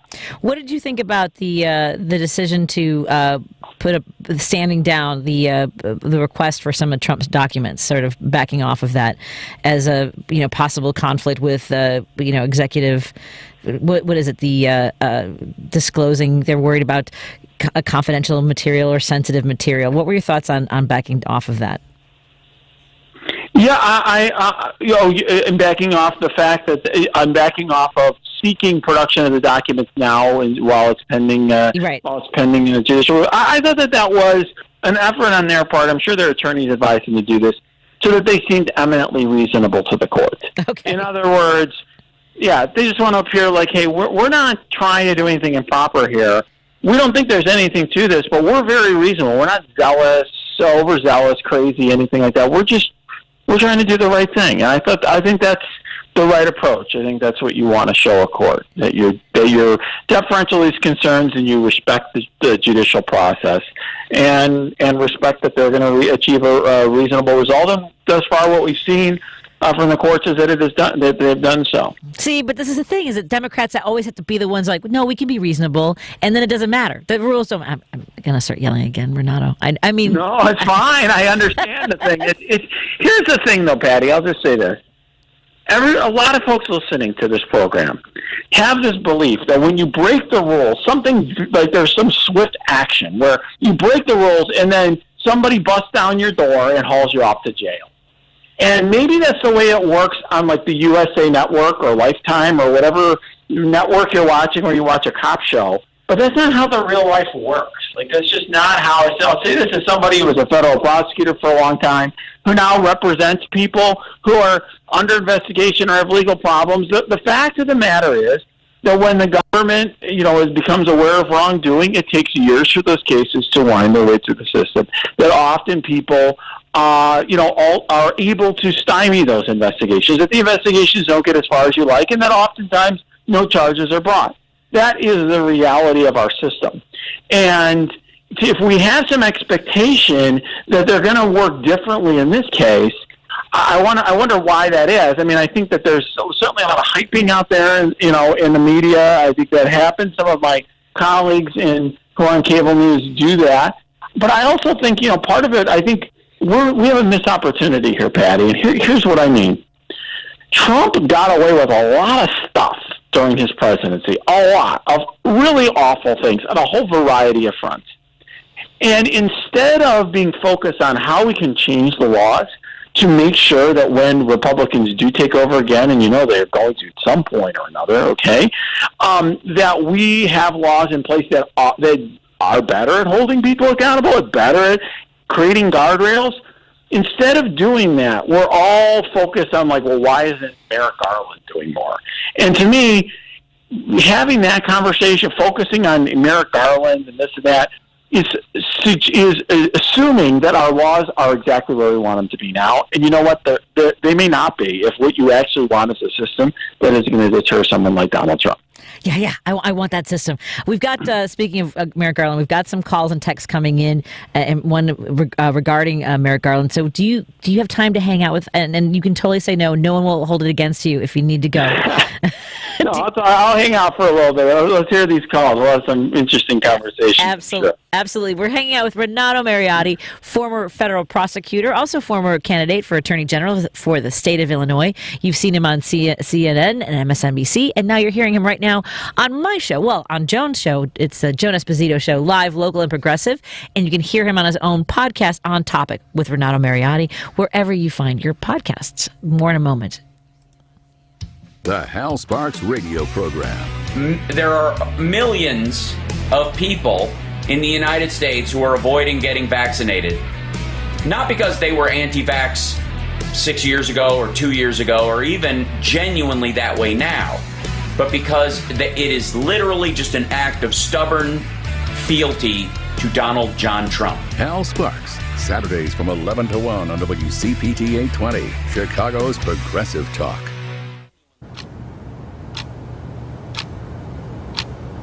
This is the sound of the ComEd Energy Efficiency Program, saving you money and energy while helping you lower your carbon footprint.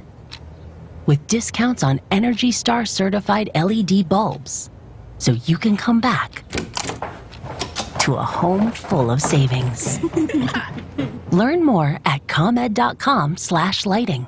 ComEd, powering lives. Susan, I'm sorry I'm late. Traffic is terrible. It sure is. But on top of that, gas prices have been skyrocketing. I can't believe how expensive gas has gotten recently. Prices at the pump are up, but I never pay full price for gas anymore. I just use the free Get Upside gas app that pays you cash back for every gallon of gas you buy. Wait a minute. Are you saying you actually get paid cash when you buy gas with the Get Upside app? Yes, up to 25 cents a gallon cash back every time I buy gas. And does that actually add up to anything? Some months I make $200 to $300. Wow, that's serious extra cash. I'm downloading the free Get Upside app now. Download the free Get Upside app now in the App Store or Google Play to save up to 25 cents a gallon when you buy gas. Use promo code TOUR for a 25 cents a gallon bonus on your first tank. That's up to 50 cents a gallon on your first fill-up. You can cash out anytime to your bank account, PayPal, or an e-gift card for Amazon and other brands. Just download the free Get Upside app and use promo code TOUR for up to 50 cents a gallon cash back on your first tank. That's code TOUR. Because facts matter. You're listening to WCPT 820. Joan Esposito, live, local, and progressive. Filling in today for Joan, comedian, talk show host, and activist, Patti Vasquez. And neighbor and mom and friends, with friends like Renato Mariotti on the line with us.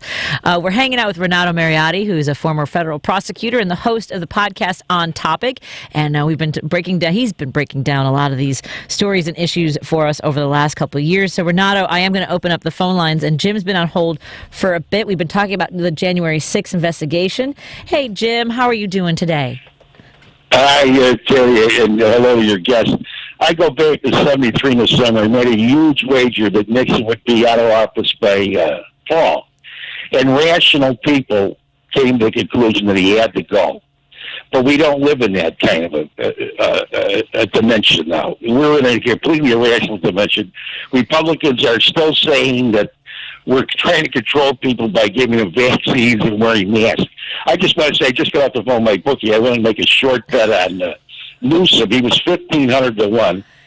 And here's how it works. Uncle Trump is still the chalk at about 2 to 1.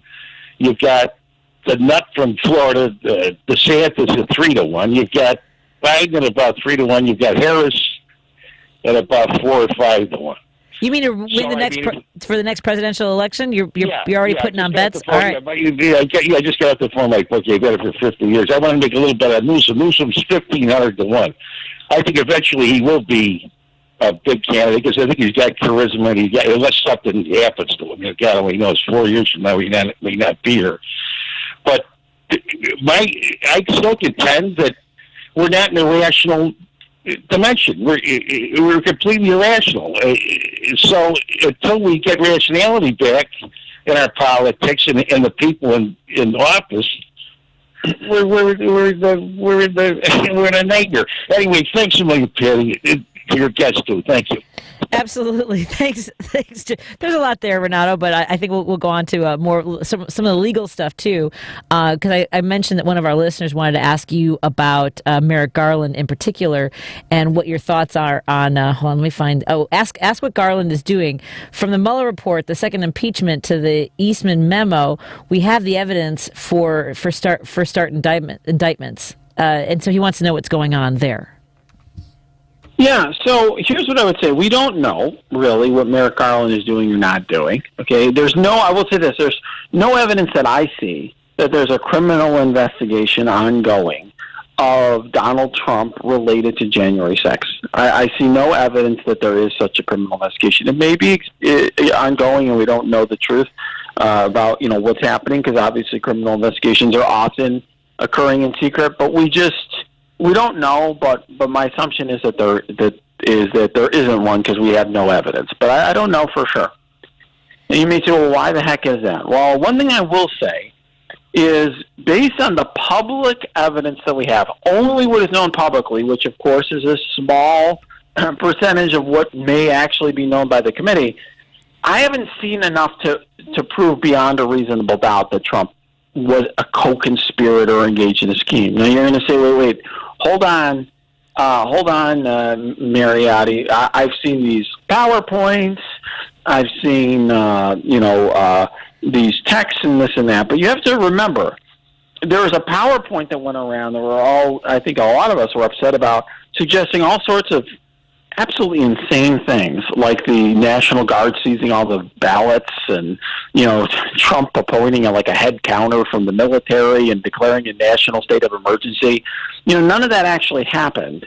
And so the question is, what was Trump's reaction to that? Was there some plan he tried to put in action and couldn't? We don't know, okay? But there's not enough there in and of itself. It's just a suggestion somebody made to him, or a proposal that he didn't accept. I mean, what we do know he did is he basically urged Pence to set aside the election, overturn the election, and try to just declare Trump the winner, which, of course, a bunch of crooked lawyers suggested to Trump was legal.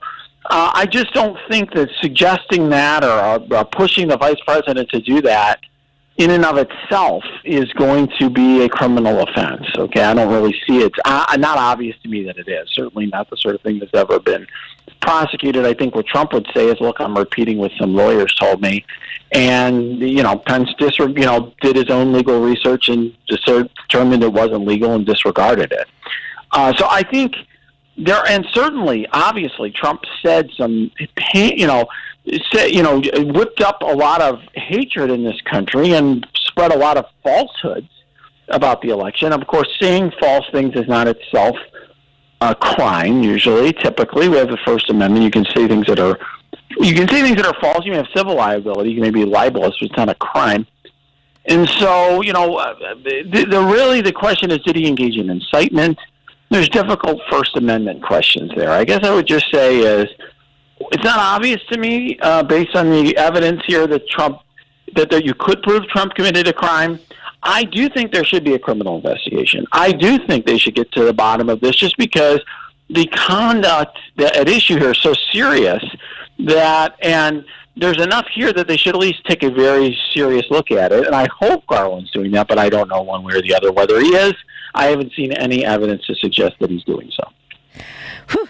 There's so many things there, but I know listeners also want to join our conversation. No, I'm like, even when you say that, you've never seen something like this prosecuted, we haven't seen anything like this ever in this country. But let's get to Gary in Lombard. Hey, Gary, how are you doing? Oh, crazy as always. Same. The one thing, you know, my views on what happened on January 6th is horrible, especially as a gunnery sergeant and a former policeman. There are a couple things that bother me.